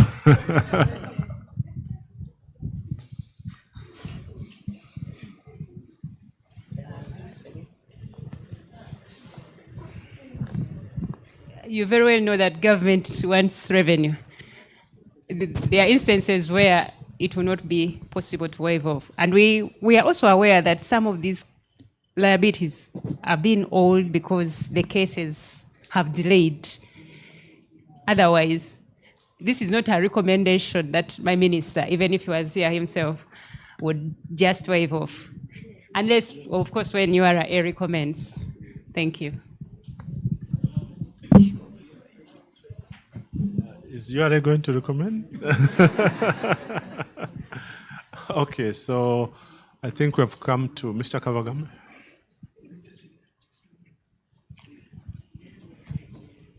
Yes, my issue is with the recommendation of a matter as proceeding with 2 members, where one has retired. My understanding is that the quorum has always been odd, so that when there's a disagreement, the majority decision takes precedence. So what happens where these 2 members disagree at the end of the hearing? Then do we have a draw? How do you treat such a ruling? Yeah, so where the 2 members don't agree, the law provides that the chairperson of the tribunal will appoint a 3rd member who will sit and hear this matter afresh with the 2 other members. So that is a problem. So one option is to start your matter de novo from the beginning with the 3 members, or you proceed. Because last week we had a client who said that one of their witnesses, 2 of their witnesses had since left the applicant company. And those 2 witnesses were now hostile to the company. And they didn't expect that they would agree to come and give evidence on behalf of their former employer. So they said in those circumstances, they didn't know how they would bring them to the tribunal to give evidence. So they opted for this second option. They agreed to take the risk with the 2 members, hoping that the 2 members would make a majority decision. Yeah, so that is an instance. But it's, in all cases, it should be a decision informed by counsel in consultation with the client. Yeah, thank you so much, Mr. Ali. I think, again, that is one of the areas where the legislative arm, of course prompted by the Ministry of Finance, would consider. We, as lawyers, we know that judicial officers die, judicial officers retire, and so many things happen along the way of litigation. I think that's one of the areas where the ministry would consider an amendment to create more options. Imagine a case where you've been in court for 2 years. Say I have a case in the tribunal. It's as old as 2022. And the 3 members who were on that panel, only one is a member now. I had closed my case. The respondent had 1 more witness out of 3 left to finish their to complete their defense. Now here we are. I have seen a cause list where even that 1 member who was on the panel is not on the panel. Now, that is, first of all, it defeats the entire essence of having a tribunal for the purposes that it was set up. Why is it not possible, especially in the times when proceedings are recorded? What is the difficulty with having an amendment that allows the parties to choose to adopt those proceedings, have this new panel competently look at those proceedings, and then complete the proceedings and make a decision? It is the other thing that also happens with the conventional court system is that we know cases. I think one of them was Justice Kasule. I think he had to be retained to complete some cases. For judicial officers, when they are transferred and the case is at a certain stage, they come back just to complete that case. So I would really recommend to the ministry that you consider these options, because at the end of the day, the current legislation does not address contemporary challenges. I know those provisions were created for the time when there were no electronic recording systems of these proceedings, where it mattered most for the panel to take into account their own notes they record. Today we have these proceedings recorded. if you're going to ask a case of 2022 to start to be heard tomorrow, 15th, and which is actually the case here, I think it defeats the future. Thank you. Anyone else on this point? Okay. Mr. Mugabe.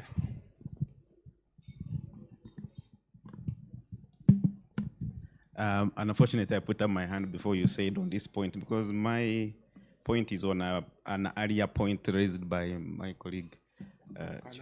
Yes. Now, this point, as you have rightly indicated, this is a question of amendment. Because the law as it is now in the Act, you cannot do anything about it. It's very specific. It says if there are only 2 members, there is the option to have the matter proceed, or if not, it should be heard de novo. And in the case you relate, if there are 3 members are all new, then it has to be heard afresh. Yeah, so we would welcome amendments like these to the Act so that such issues can be resolved. Mr. Mugabe?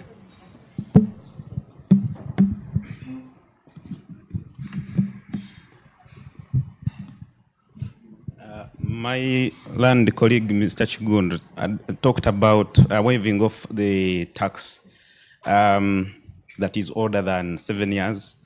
And it seems strange, but it has a deeper policy reason. And I will explain this. We are required under our law to maintain documents for a period of 5 years. That is legally tenable, but also it has financial consequences. If you were to tell companies that have bulky documents and records to store them for over 5 years, it's costly, both in terms of space and money. Whether you claim that we store them electronically or in hard copies, it's expensive to house data. So I think that explains why 5 years is a good time for us to say we should not have documents after that.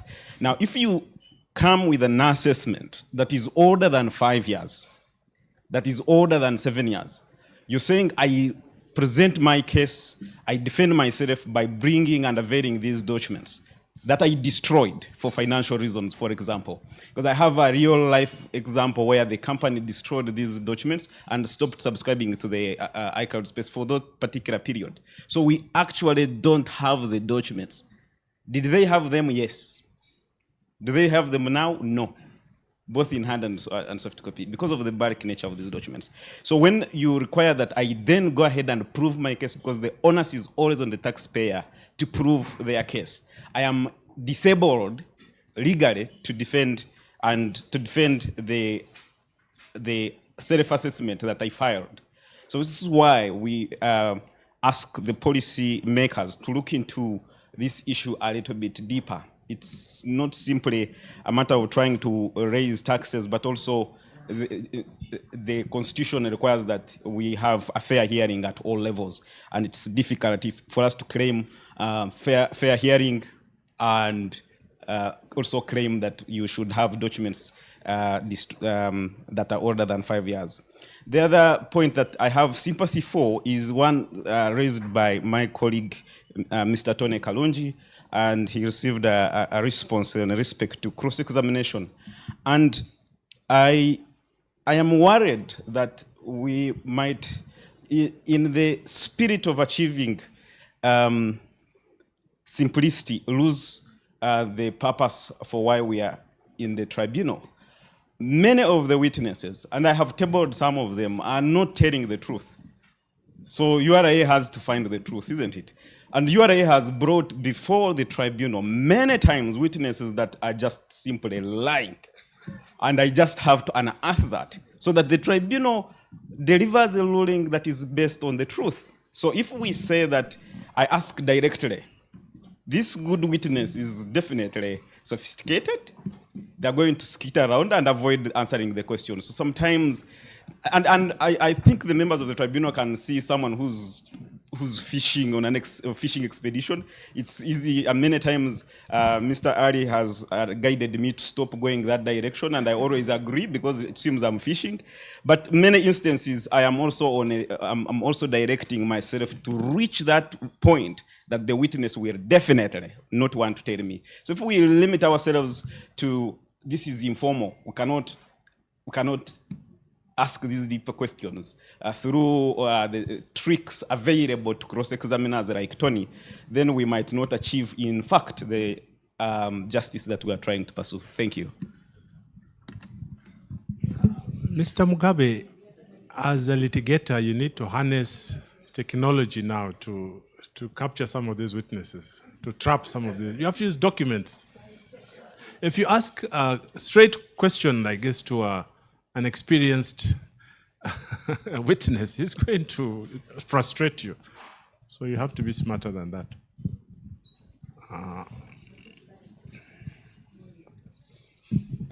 Thank you. First of all, I wanted to say that I think this users forum has been a success. I'm not closing, but we need to clap for. Yes, and I was just whispering to her that I think me just sitting in here today and hearing from all sides tells you that there's something that needs to be solved or attended to. And I'm expecting that moving forward, we should have, of course, beyond this, forums where perhaps even the chair can interact with the minister. For instance, when I was echoing on the issue of waiving, I was just actually amplifying the law. Normally, the minister may waive upon recommendation. For instance, if she puts her views down, why wouldn't I second them and the minister? Likewise, my commissioner. So I just wanted to let us know that there is a lot I have take home, because before even I came here, my minister was asking that what is this users forum going to help us? But I could see even time is gone, but issues are still coming up. Personally, I have a set of them, but I was asking myself, is there any other way where we can put some of these issues on paper and they flow through such that we look into them further? Like the 30%, for instance, it's a critical thing. Maybe it may not even be the rate itself, but the way it is computed or even the way it is charged. And issues like even where the tribunal house itself, I mean, these are issues perhaps if nobody ever pushed them further, nobody would take care of it. So, this was a success, and I have a package take home. Thank you. Thank you, Minister. Is anyone else saying this was a success?